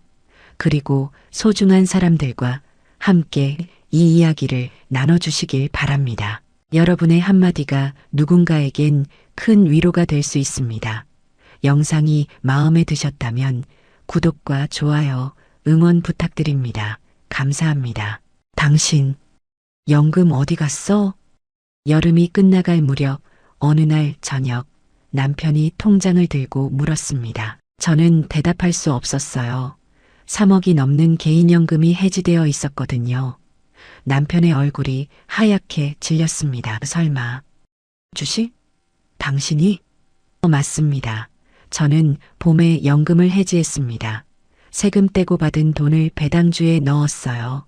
복지관 봉사 동료가 안전하고 배당금도 나온다고 했거든요. 실제로 통장 인증까지 보여줬습니다. 1년에 3천만 원이 넘는 수익이라고 했어요. 저도 딸 결혼 자금이 필요했습니다. 1년만 하면 충분히 모을 수 있어라는 말에 혹했죠. 하지만 지금 남은 건 절반도 안 됩니다. 수천만 원이 몇 달 만에 증발했어요. 이제 70을 바라보는 나이에 청소원으로 다시 일하고 있습니다. 도대체 저는 왜 이렇게 됐을까요? 시청 전 구독과 좋아요를 누르시면 로또에 당첨되는 행운이 올 수 있습니다. 그리고 지금 어디에서 시청하고 계신지 댓글로 남겨주세요. 여러분의 이야기도 듣고 싶습니다. 그럼 지금부터 시작되는 이야기 속으로 함께 들어가 볼까요? 안녕하세요. 저는 구명란입니다. 올해 69세입니다. 제 이야기를 시작하기 전에 먼저 우리 가족을 소개해야 할 것 같아요. 남편 정훈이는 73세입니다. 30년 넘게 중학교에서 교편을 잡았고 마지막엔 교감까지 했던 사람이에요. 성실하고 원칙적인 사람이죠. 평생 법 한 번 어긴 적 없고 빚도 한 번 진 적 없습니다. 저희 딸 서연이는 올해 32입니다. 초등학교 선생님이에요. 착하고 예쁘게 컸습니다. 부모 속 한 번 썩인 적 없는 딸이었어요. 작년 가을에 선생님 하나를 소개받았습니다. 인천에서 고등학교 교사로 일하는 좋은 청년이었어요. 두 사람이 만나고 반년쯤 지났을 때 결혼하겠다고 했습니다. 저는 그때 정말 행복했어요. 딸이 좋은 사람 만나서 잘 살게 될 거라는 생각에 마음이 놓였거든요. 남편이 중학교를 퇴직한 건 몇 년 전 봄이었습니다. 35년을 근속했으니 퇴직금도 꽤 나왔어요. 정확한 금액은 말씀드리기 조심스럽지만 1억 원이 훨씬 넘는 돈이었습니다. 거기에 남편은 20년 넘게 개인연금을 들어놨어요. 매달 조금씩 넣어서 3억 원이 넘게 쌓여 있었습니다. 그리고 저희는 서울 변두리 지역에 아파트 한 채를 갖고 있었어요. 30평대 아파트였는데 몇 년 전에 샀을 때는 3억 원대였는데 부동산 가격이 많이 올라서 6억 원이 넘는 가격에 팔 수 있었습니다. 저희는 고민 끝에 아파트를 팔기로 했어요. 서울에서 계속 살 필요가 없었거든요. 딸도 독립했고 남편도 퇴직했으니까요.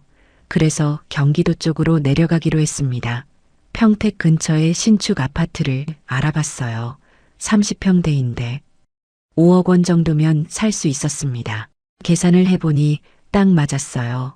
서울 아파트를 6억 원이 넘게 팔고 새 아파트를 5억 원에 사면 1억 원 넘게 남았습니다. 거기에 남편 퇴직금 1억 원 넘는 돈까지 합치면 2억 원이 훨씬 넘는 현금이 생기는 거였어요. 게다가 남편 연금 3억 원도 있었으니 노후는 걱정 없었습니다. 남편은 70세부터 연금을 받기로 했어요.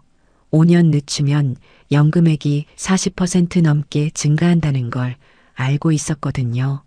계산해 보니 한 달에 200만 원이 넘게 나왔습니다.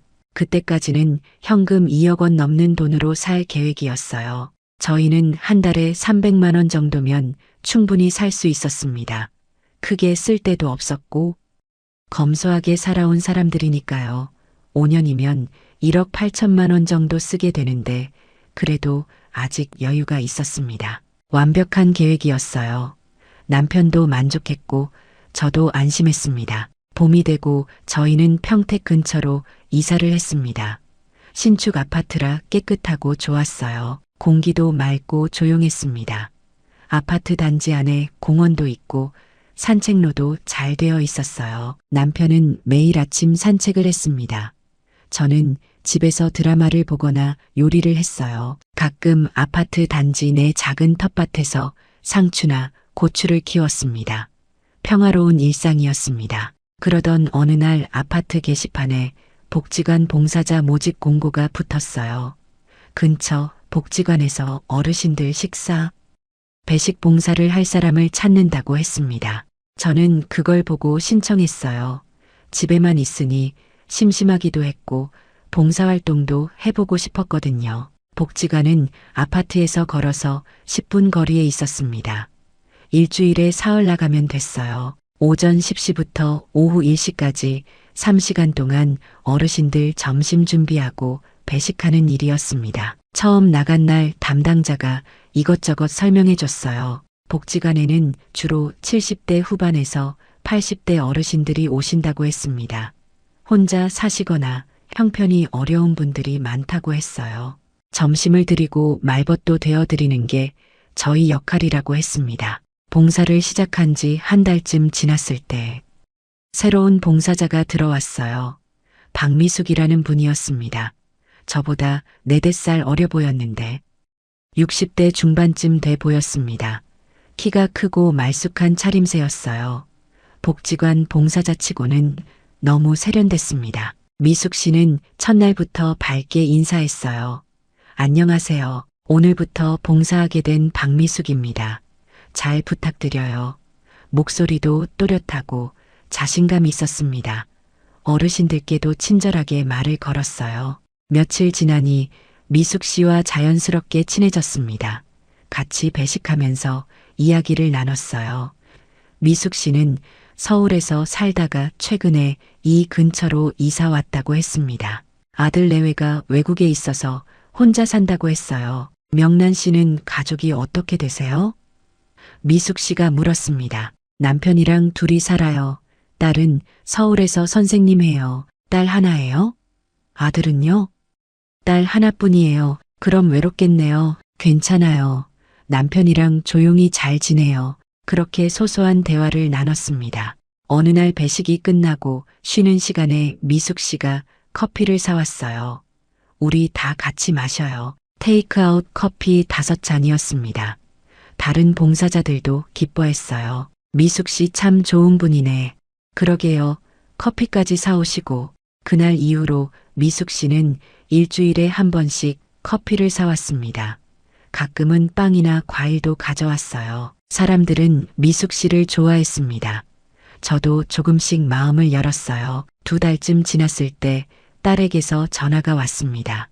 엄마, 나 다음해 봄에 결혼하기로 했어. 정말? 축하한다. 서연아, 그런데 엄마. 미안한데 전세금이 필요해. 전세금? 응, 신랑 쪽에서 전세로 살자고 하는데 집값이 좀 나가. 얼마나? 딸이 잠시 망설이더니 말했습니다. 3억 정도. 저는 순간 말문이 막혔어요. 3억, 적지 않은 돈이었습니다. 엄마가 준비할 수 있을까? 딸이 조심스럽게 물었습니다. 알았어. 엄마가 알아볼게. 엄마 미안해. 우리가 짐이지? 아니야, 괜찮아. 엄마가 해줄게. 전화를 끊고 나니 마음이 무거웠습니다. 3억, 저희한테 없는 돈은 아니었어요. 하지만 현금으로 당장 꺼낼 수 있는 돈은 2억 원. 조금 넘는 정도였습니다. 1억 원 정도가 부족했어요. 남편 연금 3억 원이 있긴 했지만 그건 70세부터 받는 거였습니다. 지금 해지하면 세금 떼고 2억 7천만 원 정도 받을 수 있었어요. 하지만 남편이 절대 반대할 게 뻔했습니다. 연금은 노후의 마지막 보루야. 절대 건드리면 안 돼. 남편은 항상 그렇게 말했었거든요. 저는 고민에 빠졌습니다. 딸에게 3억을 마련해주고 싶었어요. 하지만 방법이 없었습니다. 그때 복지관에서 미숙 씨가 말을 걸었습니다. 명란 씨 요즘 표정이 안 좋은데 무슨 일 있어요? 아니에요. 괜찮아요. 무슨 고민 있으면 말해요. 혼자 끙끙 앓지 말고. 저는 잠시 망설였지만 결국 말했습니다. 딸이 결혼하는데 전세금이 필요해서요. 얼마나 필요한데요? 3억 정도요. 미숙 씨가 고개를 끄덕였습니다. 그 정도면 부담되긴 하네요. 네, 어떻게 해야 할지 모르겠어요. 미숙 씨가 잠시 생각하더니 말했습니다. 명란 씨, 혹시 노후 자금은 어떻게 준비하고 계세요? 남편 연금이랑 저축한 돈으로요. 연금은 얼마나 되는데요? 저는 대답하기 망설였습니다. 하지만 미숙 씨 앞에서 숨길 이유도 없다고 생각했어요. 3억 정도 돼요. 미숙 씨의 눈이 커졌습니다. 와, 그 정도면 많이 모으셨네요. 남편이 평생 모은 거예요. 미숙 씨가 조심스럽게 물었습니다. 그럼 그 연금 지금 받을 수 있어요? 아직은 안 돼요. 남편이 70세부터 받기로 했어요. 해지는 할 수 있죠?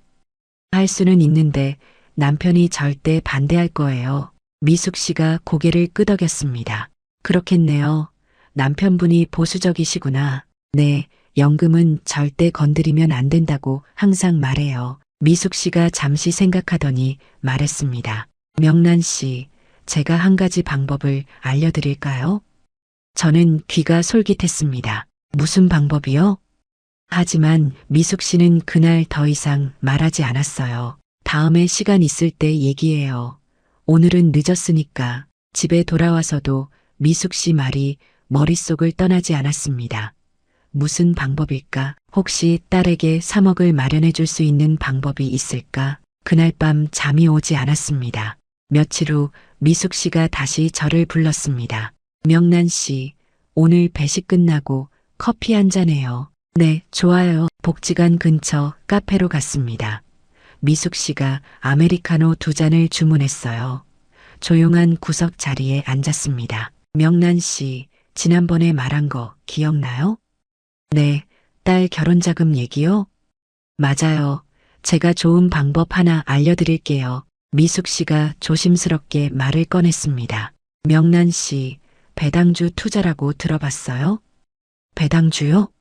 네, 주식인데 매년 배당금을 주는 거예요. 저는 주식이라는 말에 움찔했습니다. 주식은 위험하지 않나요? 그게 일반 주식은 위험하지만 배당주는 달라요. 대형 우량 기업 주식이라서 안전하거든요. 미숙 씨가 계속 설명했습니다. 은행 예금 이자보다 훨씬 많이 받을 수 있어요. 게다가 주가가 오르면 시세 차익도 생기고요. 그게 정말이에요? 제가 직접 하고 있어요. 미숙 씨가 가방에서 스마트폰을 꺼냈습니다. 증권 앱을 켰어요.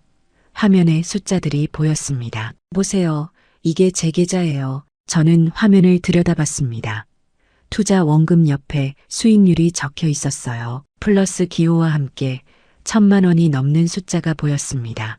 와, 1년 전에 시작했는데 벌써 3,000만 원 넘게 벌었어요. 진짜예요? 네, 거짓말 아니에요. 보세요. 여기 미숙 씨가 배당금 입금 내역을 보여줬습니다. 분기마다 입금되는 금액들이 나열되어 있었어요. 적게는 수십만 원에서 많게는 100만 원이 넘는 금액들이었습니다. 명란 씨도 할 수 있어요. 어렵지 않아요. 하지만 저는 주식을 한 번도 안 해봤어요. 괜찮아요. 제가 다 알려드릴게요. 어떤 종목 사야 하는지 다 가르쳐 드릴게요. 저는 망설였습니다. 그래도 주식은 떨어질 수도 있잖아요. 맞아요. 단기적으로는 오르락 내리락 해요. 하지만 장기적으로 보면 대형 기업들은 계속 올라요. 그리고 배당금은 계속 받으니까 손해볼 일이 없어요. 그렇군요. 미숙 씨가 제 손을 잡았습니다. 명란 씨, 솔직히 말할게요. 저도 딸 결혼 때문에 시작했어요. 딸이요? 네, 우리 딸도 결혼할 때 전세금이 필요했거든요. 그때 제가 연금을 해지할까 고민했어요. 그래서요? 해지했어요. 그리고 배당주에 넣었죠. 1년 만에 3,000만 원 벌어서 딸한테 줬어요. 저는 놀랐습니다. 연금을 해지했어요? 네, 처음엔 무서웠어요. 하지만 지금 생각하면 정말 잘한 일이에요. 미숙 씨가 다시 스마트폰을 보여줬습니다. 명란 씨 남편분 연금이 3억이라고 했죠?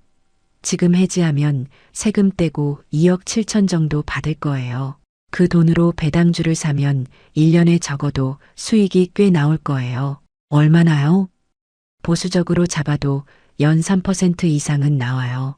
그럼 1년에 거의 3천만 원 가까이 벌 수 있어요. 제 머릿속이 복잡해졌습니다. 3천만 원. 1년이면 딸한테 3억을 마련해 줄 수 있다는 계산이 나왔어요. 하지만 남편이 절대 반대할 거예요. 남편분께 말씀 안 드리면 돼요. 몰래요? 네, 연금은 명란 씨 명의로 되어 있잖아요. 명란 씨 혼자 결정할 수 있어요. 그래도 나중에 1년 뒤에 돈 벌어서 딸한테 주고 나서 말씀드리면 돼요. 그때는 남편분도 기뻐하실 거예요. 미숙 씨의 말이 그럴듯하게 들렸습니다. 하지만 여전히 불안했어요. 생각해 볼게요. 네, 천천히 생각해 보세요. 하지만 명란 씨 딸 결혼이 언제예요? 내년 봄이요. 그럼 시간이 별로 없어요. 지금 시작해야 1년 뒤에 돈을 모을 수 있어요. 집에 돌아와서도 미숙 씨 말이 머릿속을 떠나지 않았습니다. 배당주 투자, 1년에 3천만 원, 딸 결혼 자금, 남편에게는 말하지 않았습니다. 말했다간 당장 반대할 게 뻔했으니까요. 그날 밤 잠자리에 누워서도 계산을 해봤습니다. 2억 7천만 원으로 1년에 3천만 원을 벌면 정말 딸한테 3억을 줄 수 있었어요. 현금 2억 원 넘게 있는 거에 3천만 원을 더하면 충분했습니다. 하지만 주식은 위험하지 않을까? 떨어지면 어떡하지? 그런 생각들이 꼬리를 물었어요. 며칠 후 복지관에서 미숙 씨를 다시 만났습니다. 명란 씨, 생각해 봤어요? 아직 잘 모르겠어요. 주식은 처음이라서 무서워요. 그럴 줄 알았어요. 미숙 씨가 웃으며 말했습니다. 그럼 이렇게 해요. 제가 투자하는 종목들 알려드릴게요. 명란 씨가 직접 확인해 보세요. 안전한지 아닌지 어떻게 확인해요? 인터넷에 검색해 보면 다 나와요. 대형 은행이나 통신사 같은 회사들이에요. 다 들어본 이름들이에요. 그날 저녁 집에 와서 컴퓨터를 켰습니다. 미숙 씨가 알려준 회사 이름들을 검색해 봤어요. 정말 다 아는 회사들이었습니다. 대형 은행, 통신사, 전력회사, 뉴스 기사들을 읽어봤습니다. 배당금을 꾸준히 준다는 내용들이 많았어요. 안정적이라는 평가도 있었습니다. 조금씩 마음이 움직이기 시작했습니다. 다음 날 복지관에서 미숙 씨에게 물었습니다. 미숙 씨, 정말 안전한 거예요? 명란 씨, 100% 안전한 투자는 없어요. 하지만 배당주는 상대적으로 안전해요. 특히 대형 우량주는요. 떨어지면 어떡해요? 단기적으로는 떨어질 수 있어요. 하지만 장기적으로 보면 회복돼요. 그리고 배당금은 계속 받으니까 기다릴 수 있어요. 1년이면 정말 3천만 원 벌 수 있어요? 보장은 못해요. 하지만 제 경험상 충분히 가능해요. 저는 깊은 한숨을 쉬었습니다. 생각해 볼게요. 그날 저녁 서연이에게서 전화가 왔습니다. 엄마, 전세금 얘기 어떻게 됐어? 아직 알아보는 중이야. 엄마 미안해. 우리가 짐이지? 딸의 목소리가 울먹였습니다. 아니야, 괜찮아. 엄마가 준비할게. 엄마 정말 괜찮아? 무리하지 마. 우리가 알아볼게. 아니야, 엄마가 해줄 수 있어. 걱정하지 마. 전화를 끊고 나니 가슴이 먹먹했습니다. 딸이 미안해하는 모습이 자꾸 떠올랐어요. 내가 뭘 해야 하나? 어떻게든 딸한테 3억을 마련해줘야 하는데 그때 미숙 씨 말이 다시 떠올랐습니다. 1년만 하면 된다. 3천만 원만 벌면 된다. 일주일쯤 지났을 때 미숙 씨가 다시 저를 불렀습니다. 명란 씨, 오늘 배식 끝나고 시간 있어요? 네, 있어요. 이번에는 복지관 옆 공원 벤치에 앉았습니다. 날씨가 따뜻한 봄날이었어요. 명란 씨, 결정했어요? 저는 고개를 저었습니다. 미숙 씨, 저는 못할 것 같아요. 왜요? 남편이 알면 정말 화낼 거예요. 연금은 절대 건드리지 말라고 몇 번이나 말했거든요. 미숙 씨가 이해한다는 표정을 지었습니다. 그렇겠네요. 남편분이 보수적이시니까. 네, 그리고 저도 주식은 무서워요. 한 번도 안 해봤어요. 알겠어요. 그럼 어쩔 수 없죠. 미숙 씨가 더 이상 권하지 않았습니다. 저는 안도했어요. 하지만 그날 밤 서연이에게서 또 전화가 왔습니다. 엄마, 신랑 쪽에서 전세 계약을 빨리 하자는데 어떻게? 서연아, 조금만 기다려. 엄마가 알아볼게. 엄마 정말 미안해. 내가 돈을 벌어야 하는데. 딸의 목소리가 떨렸습니다. 아니야, 엄마가 해줄게. 걱정하지 마. 전화를 끊고 나니 답답했습니다. 어떻게 해야 하나. 며칠 후 복지관에서 다른 봉사자가 말했습니다. 미숙 씨 정말 대단한 것 같아요. 왜요? 투자로 돈 많이 벌었대요. 딸 결혼시키고도 여유 있다고 하더라고요. 그 말을 듣고 있으니 마음이 복잡했습니다. 다음 날 미숙 씨가 저에게 조심스럽게 말했습니다. 명란 씨, 제가 오지랖일 수도 있는데요. 혹시 은행 대출은 생각해 봤어요? 대출이요? 네, 1억 정도 대출 받으면 딸한테 3억 마련해 줄 수 있잖아요. 그런데 대출 이자를 어떻게 갚아요? 그게 문제죠. 한 달에 이자만 100만 원 가까이 나올 텐데. 저는 한숨을 쉬었습니다. 그래서 안 되는 거예요. 미숙 씨가 잠시 침묵하더니 말했습니다. 명란 씨, 제 말 잘 들어봐요. 연금 해지하는 게 제일 나은 방법이에요. 대출보다 훨씬 안전해요. 하지만 1년만 해요. 딱 1년만 3천만 원 벌고 바로 그만두면 돼요. 저는 여전히 망설였습니다. 저는 못할 것 같아요. 그날로 2주가 지났습니다. 서연이가 집에 왔습니다. 남편도 좋아했어요. 딸이 오랜만에 온 거였거든요. 저녁을 먹으면서 서연이가 결혼 이야기를 했습니다. 아빠, 엄마, 제가 내년 봄에 결혼하기로 했어요. 그래, 축하한다. 남편이 웃으며 말했습니다. 그런데 서연이가 말을 흐렸습니다. 왜? 무슨 일 있어? 남편이 물었습니다. 전세금이 좀 필요해요. 얼마나? 3억이요. 남편의 표정이 굳었습니다. 3억이나? 네. 신랑 쪽에서 그 정도 집을 원하는데. 남편이 한숨을 쉬었습니다. 3억은 좀 부담되는데 아빠 미안해요. 제가 돈을 못 벌어서. 아니야. 내 잘못이 아니야. 남편이 잠시 생각하더니 말했습니다. 우리 현금이 2억 좀 넘게 있으니까 1억 정도는 대출을 받아야겠구나. 대출이요? 서연이가 놀랐습니다. 응, 어쩔 수 없지. 아빠 그럼 이자는 어떻게 해요? 한 달에 100만 원 정도 나올 텐데 아빠가 알바라도 해야겠다. 아빠 그러지 마세요. 제가 알아볼게요. 아니야, 딸 결혼인데 부모가 해줘야지. 그날 밤 서연이는 제 방으로 왔습니다. 엄마. 왜? 엄마 아빠가 저 때문에 대출 받는 거 보니까 너무 마음이 아파요. 괜찮아. 내 결혼인데 엄마 정말 미안해요. 우리가 집만 되는 것 같아요. 서연이가 울기 시작했습니다. 울지 마. 엄마가 뭐든 해줄게. 엄마 정말 괜찮아요. 무리하지 마세요. 딸을 안아주면서 저도 눈물이 났습니다. 어떻게든 딸한테 3억을 마련해주고 싶었어요. 남편이 대출받아서 이자 갚느라 알바를 하는 모습을 상상하니 마음이 아팠습니다. 그때 미숙 씨 말이 또다시 떠올랐습니다. 1년만 하면 된다. 3천만 원만 벌면 된다. 그럼 남편도 대출 안 받아도 된다. 다음 날 복지관에서 미숙 씨를 만났습니다. 미숙 씨. 네. 저 해볼까 해요. 미숙 씨의 얼굴이 환해졌습니다. 정말요? 네, 하지만 정말 무서워요. 괜찮아요. 제가 도와드릴게요. 1년만 할 거예요. 3천만 원만 벌고 바로 그만둘 거예요. 네, 그렇게 하세요. 욕심 부리지 말고. 미숙 씨가 제 손을 잡았습니다. 명란 씨 잘 결정하셨어요. 딸 좋은데 시집 보내세요. 저는 떨리는 마음으로 고개를 끄덕였습니다. 하지만 여전히 불안했어요. 정말 괜찮을까? 남편이 알면 어떡하지? 미숙 씨, 남편한테는 절대 말하면 안 돼요. 당연하죠.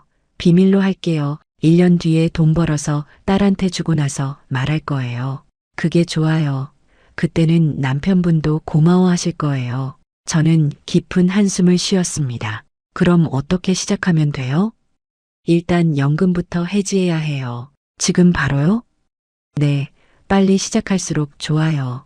딸 결혼이 내년 봄이잖아요. 저는 떨리는 마음으로 동의했습니다.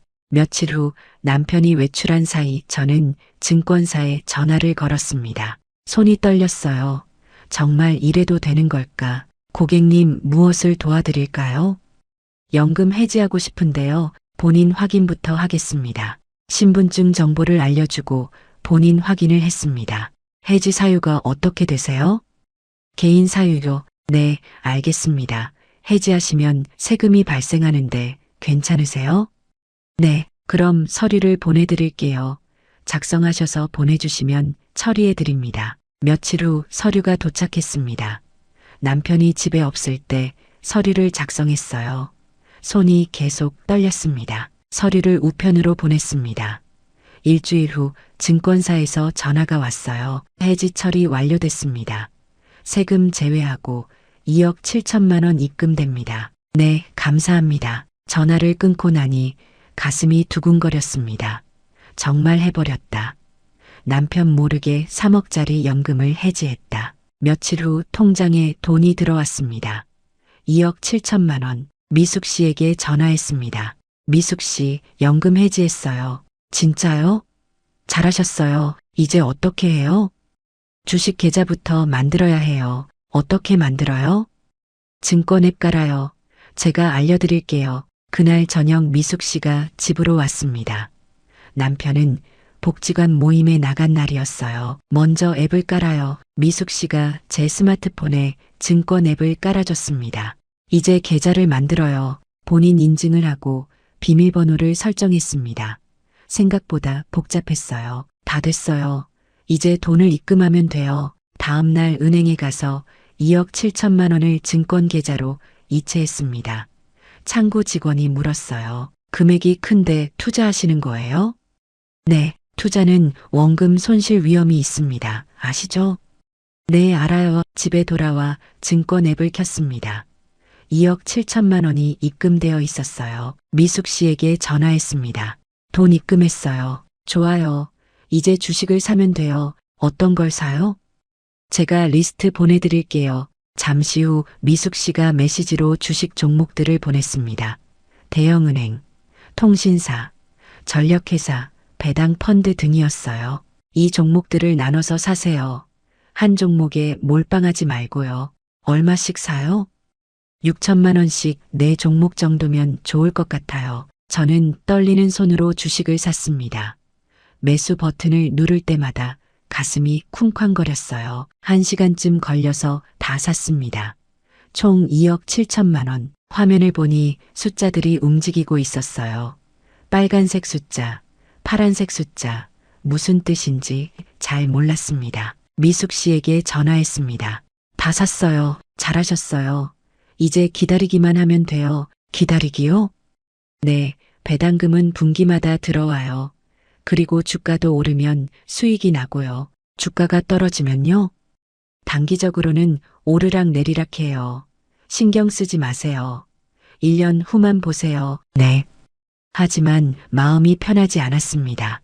그날 저녁 남편이 돌아왔습니다. 오늘 뭐 했어? 집에서 드라마 봤어. 거짓말이었습니다. 남편한테 거짓말을 한 건 결혼하고 처음이었어요. 밤에 잠을 잘 수 없었습니다. 자꾸 증권 앱을 켰어요. 수익률을 확인했습니다. 첫날은 0.2% 올랐습니다. 50만 원 정도 수익이었어요. 기분이 좋았습니다. 둘째 날은 0.5% 올랐습니다. 130만 원 넘게 수익이 났어요. 이거 괜찮은데. 셋째 날은 과 0.3% 떨어졌습니다. 80만 원 손해였어요. 가슴이 철렁했습니다. 넷째 날은 다시 0.4% 올랐습니다. 안도했어요. 매일 밤 증권 앱만 들여다봤습니다. 남편은 눈치채지 못했어요. 일주일이 지나자 수익률은 플러스 1%였습니다.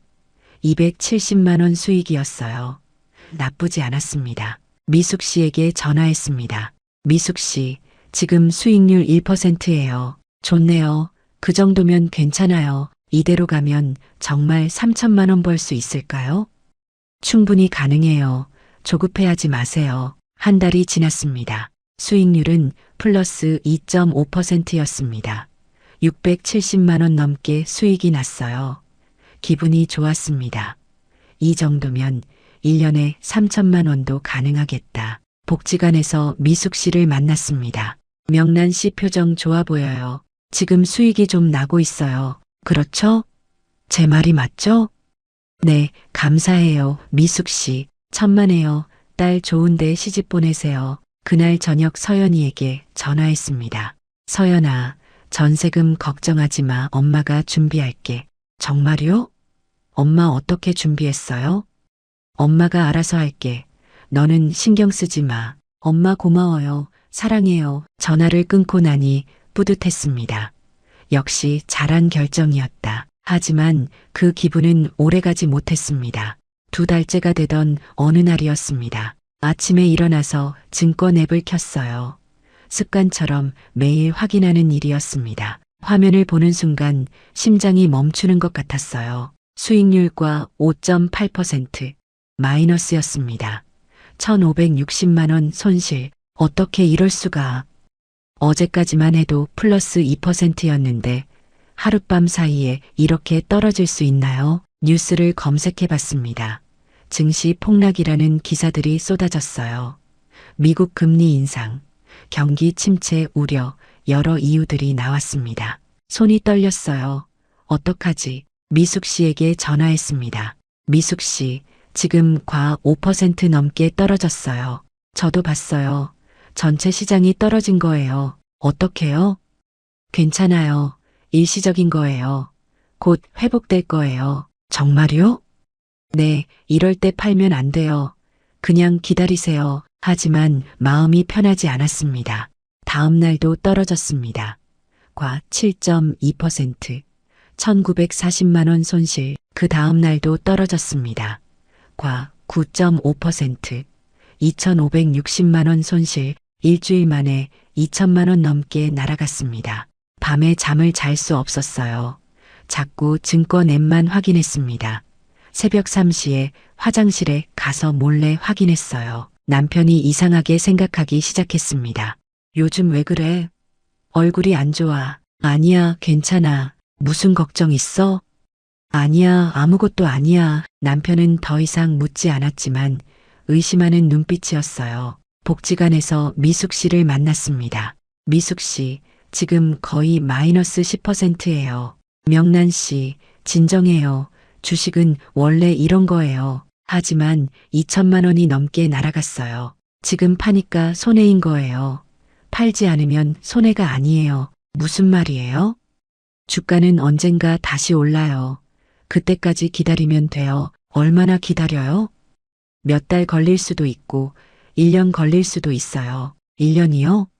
그럼 딸 결혼은요? 미숙 씨가 난처한 표정을 지었습니다. 글쎄요.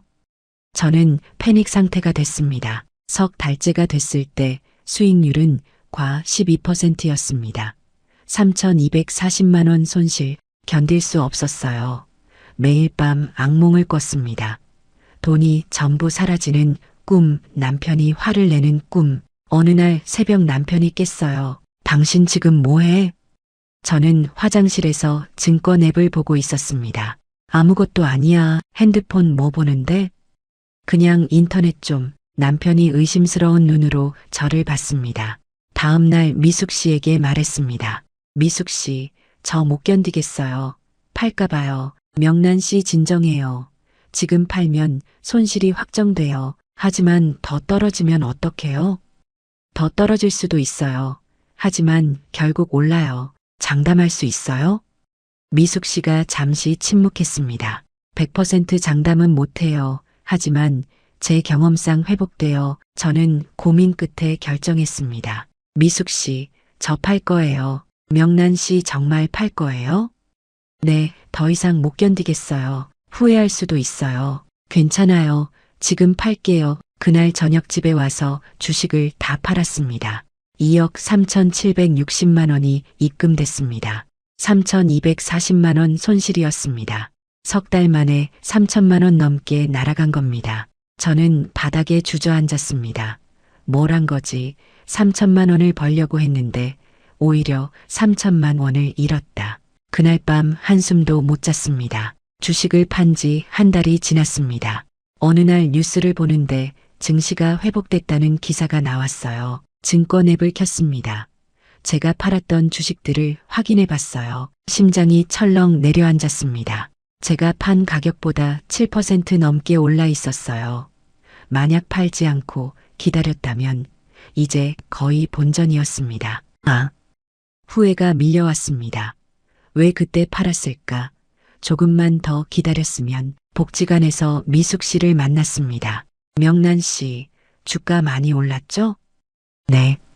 봤어요. 제가 말했잖아요. 기다리면 오른다고. 미숙 씨는 안 팔았어요? 당연하죠.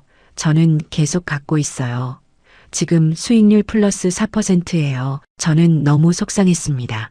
명란 씨, 다시 사면 돼요. 다시요? 네, 지금이라도 사세요. 앞으로 더 오를 거예요. 하지만 이미 3천만 원 잃었어요. 그래서 더 해야죠. 만회해야죠. 미숙 씨의 말이 그럴듯하게 들렸습니다. 하지만 또 떨어지면요? 이번엔 절대 팔지 마세요. 참고 기다리세요. 저는 고민했습니다. 정말 다시 해야 할까? 그날 밤 계산을 해봤습니다. 지금 남은 돈이 2억 3,760만 원. 여기서 1억을 다시 투자하면 1년의 수익이 제법 날 수 있을 것 같았어요. 다음 날 미숙 씨에게 말했습니다. 미숙 씨, 다시 해볼까 해요. 잘 생각했어요. 이번엔 절대 팔지 마세요. 네, 이번엔 꼭 참고 기다릴게요. 그리고 명란 씨, 이번엔 미국 주식 어때요? 미국 주식이요? 네, 미국 주식이 한국 주식보다 안전해요. 배당도 더 많이 주고요. 그래요? 네, 제가 최근에 미국 주식도 시작했는데 정말 좋아요. 저는 미숙 씨 말을 믿었습니다. 그날 저녁 2억 3,760만 원 전부를 다시 증권 계좌로 넣었습니다. 미숙 씨가 추천한 미국 주식들을 샀어요. 대형 기술 기업들이었습니다. 이번엔 꼭 성공해야 해. 저는 스스로에게 다짐했습니다. 처음 이틀은 좋았습니다. 플러스 2% 올랐어요. 470만 원 수익. 역시 미국 주식이 낫네. 하지만 셋째 날부터 떨어지기 시작했습니다.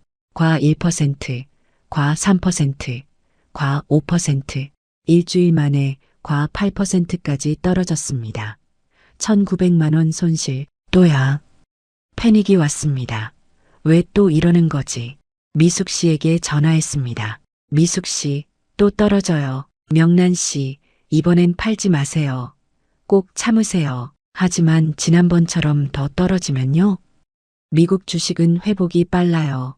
조금만 기다려보세요. 하지만 주가는 계속 떨어졌습니다. 한 달 후 과 12%, 두 달 후 과 15%, 세 달 후 과 18%, 4,270만 원 손실이었습니다.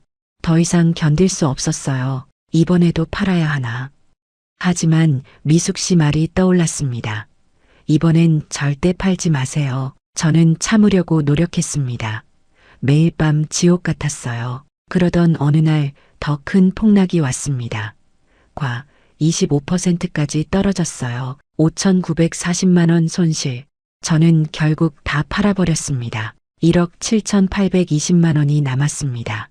첫 번째 손실 3,240만 원, 두 번째 손실 5,940만 원, 합계 9,180만 원, 거의 1억에 가까운 돈이 사라졌습니다. 저는 바닥에 주저앉아 울었습니다. 여름이 끝나갈 무렵이었습니다. 복지관 봉사를 나가지 않았어요. 미숙 씨 얼굴을 볼 수가 없었습니다. 집에서 멍하니 있었어요. 밥도 제대로 못 먹었습니다. 남편이 걱정했습니다. 요즘 왜 그래? 아파? 아니야, 괜찮아. 하지만 숨길 수 없었어요. 얼굴에 다 드러났습니다. 어느 날 저녁 남편이 서재에서 나왔습니다. 손에 통장을 들고 있었어요. 당신. 남편의 목소리가 떨렸습니다. 연금 어디 갔어? 저는 대답할 수 없었어요. 3억짜리 연금이 해지되어 있는데 남편의 얼굴이 하얗게 질렸습니다. 설마 주식? 당신이? 저는 고개를 숙였습니다. 대답해봐. 주식한 거야? 미안해. 미안하긴 뭐가 미안해. 3억이야 3억. 우리 노후 자금이야. 남편이 소리쳤습니다. 지금 얼마 남았어? 1억 8천 정도. 뭐? 남편이 주저앉았습니다. 당신이 정말 나한테 이럴 수가 있어? 미안해. 정말 미안해. 미안하다고 돈이 돌아와? 9천만 원이 넘게 날아간 거야. 남편이 벽을 쳤습니다. 왜 했어? 왜 내 허락도 없이? 딸 결혼 자금 3억이 필요해서. 그럼 나한테 말했어야지. 왜 혼자 결정했어? 말하면 반대할까봐. 당연히 반대하지. 연금은 절대 건드리면 안 된다고 몇 번이나 말했잖아. 남편이 주먹으로 바닥을 쳤습니다. 35년을 모은 거야. 35년을. 남편의 목소리가 떨렸습니다. 당신이 그럴 사람인 줄 몰랐어. 정말 몰랐어. 저는 바닥에 무릎을 꿇었습니다. 미안해. 정말 미안해. 내가 잘못했어. 미안하다고 다야? 우리 노후 어떡하라고? 남편이 고개를 저었습니다. 나 당신 얼굴 보기 싫어. 나가. 여보. 나가라고. 내 앞에서 사라져. 저는 짐을 쌌습니다. 손이 떨려서 제대로 못 쌌어요. 어디가? 모르겠어. 그냥 나갈게. 당신 진짜 나한테 이럴 거야? 남편이 울먹였습니다. 저는 대답할 수 없었어요.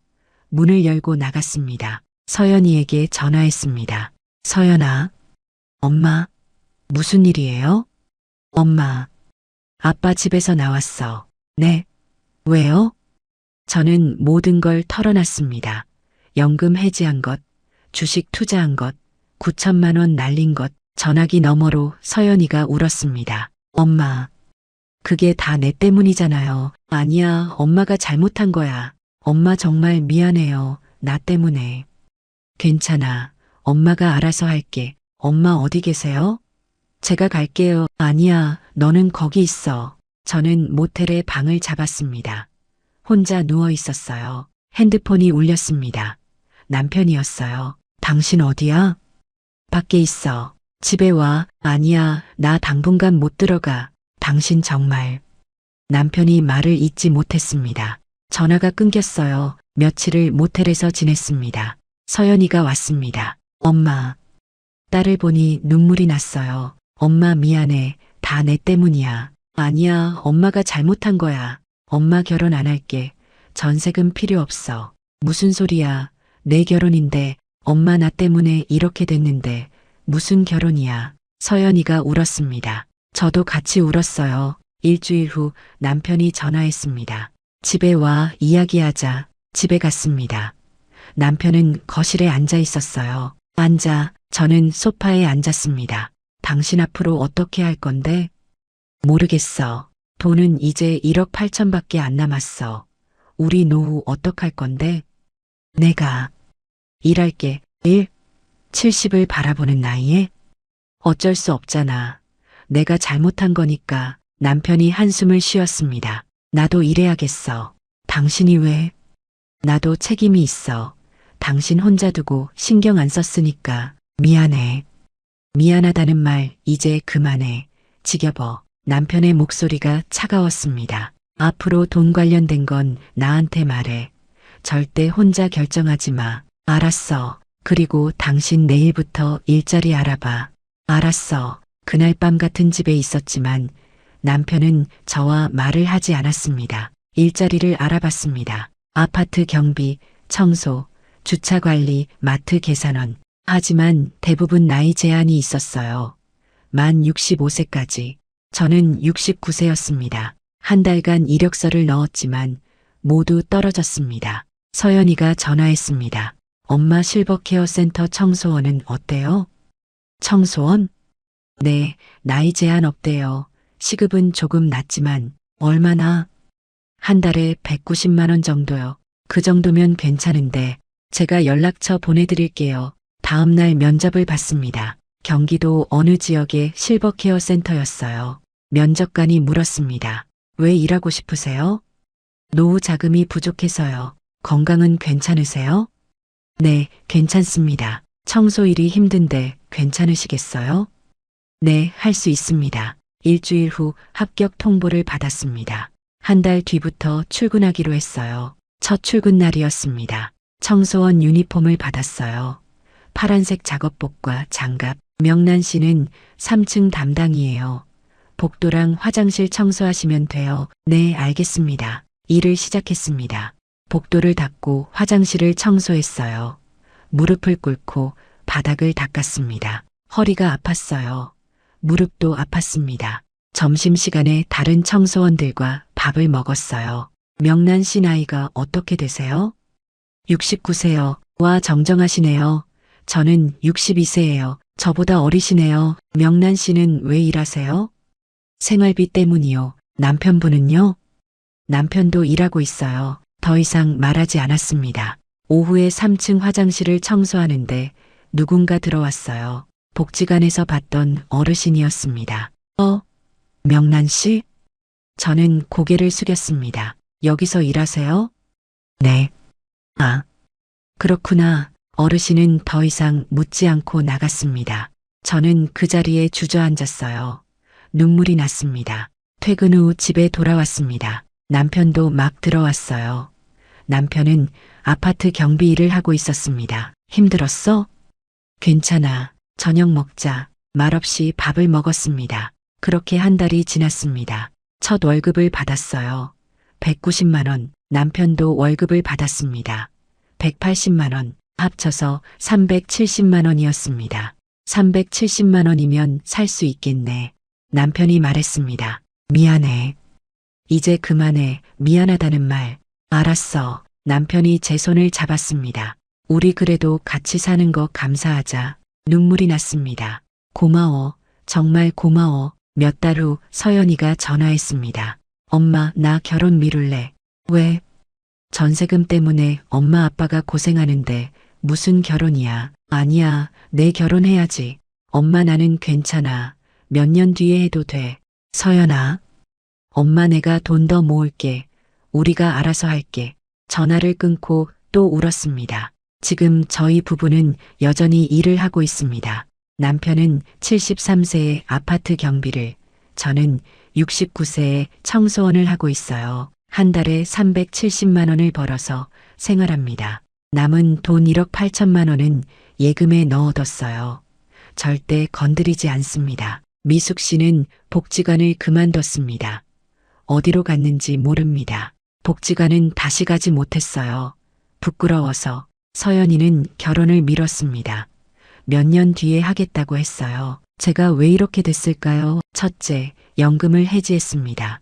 남편 몰래. 둘째, 주식 투자를 했습니다. 경험도 없이. 셋째, 손실을 못 견디고 팔았습니다. 2번이나. 넷째, 배우자와 상의하지 않았습니다. 혼자 결정했어요. 다섯째, 욕심이 아니라고 생각했습니다. 하지만 결국 욕심이었어요. 여러분께 간곡히 부탁드립니다. 연금은 절대 해지하지 마세요. 그게 마지막 보루입니다. 배우자 몰래 투자하지 마세요. 신뢰가 무너집니다. 경험 없는 투자하지 마세요. 잃을 게 더 많습니다. 손실 못 견디면 투자하지 마세요. 결국 손해봅니다. 선의의 권유도 의심하세요. 사기꾼보다 무섭습니다. 저는 지금도 후회합니다. 매일 후회합니다. 하지만 돌이킬 수 없습니다. 여러분은 저 같은 실수하지 마세요. 제 이야기가 조금이라도 도움이 되길 바랍니다. 우리의 이 사연이 마음에 남았다면 좋아요를 눌러주세요. 그리고 소중한 사람들과 함께 이 이야기를 나눠주시길 바랍니다. 여러분의 한마디가 누군가에겐 큰 위로가 될 수 있습니다. 영상이 마음에 드셨다면 구독과 좋아요, 응원 부탁드립니다. 감사합니다.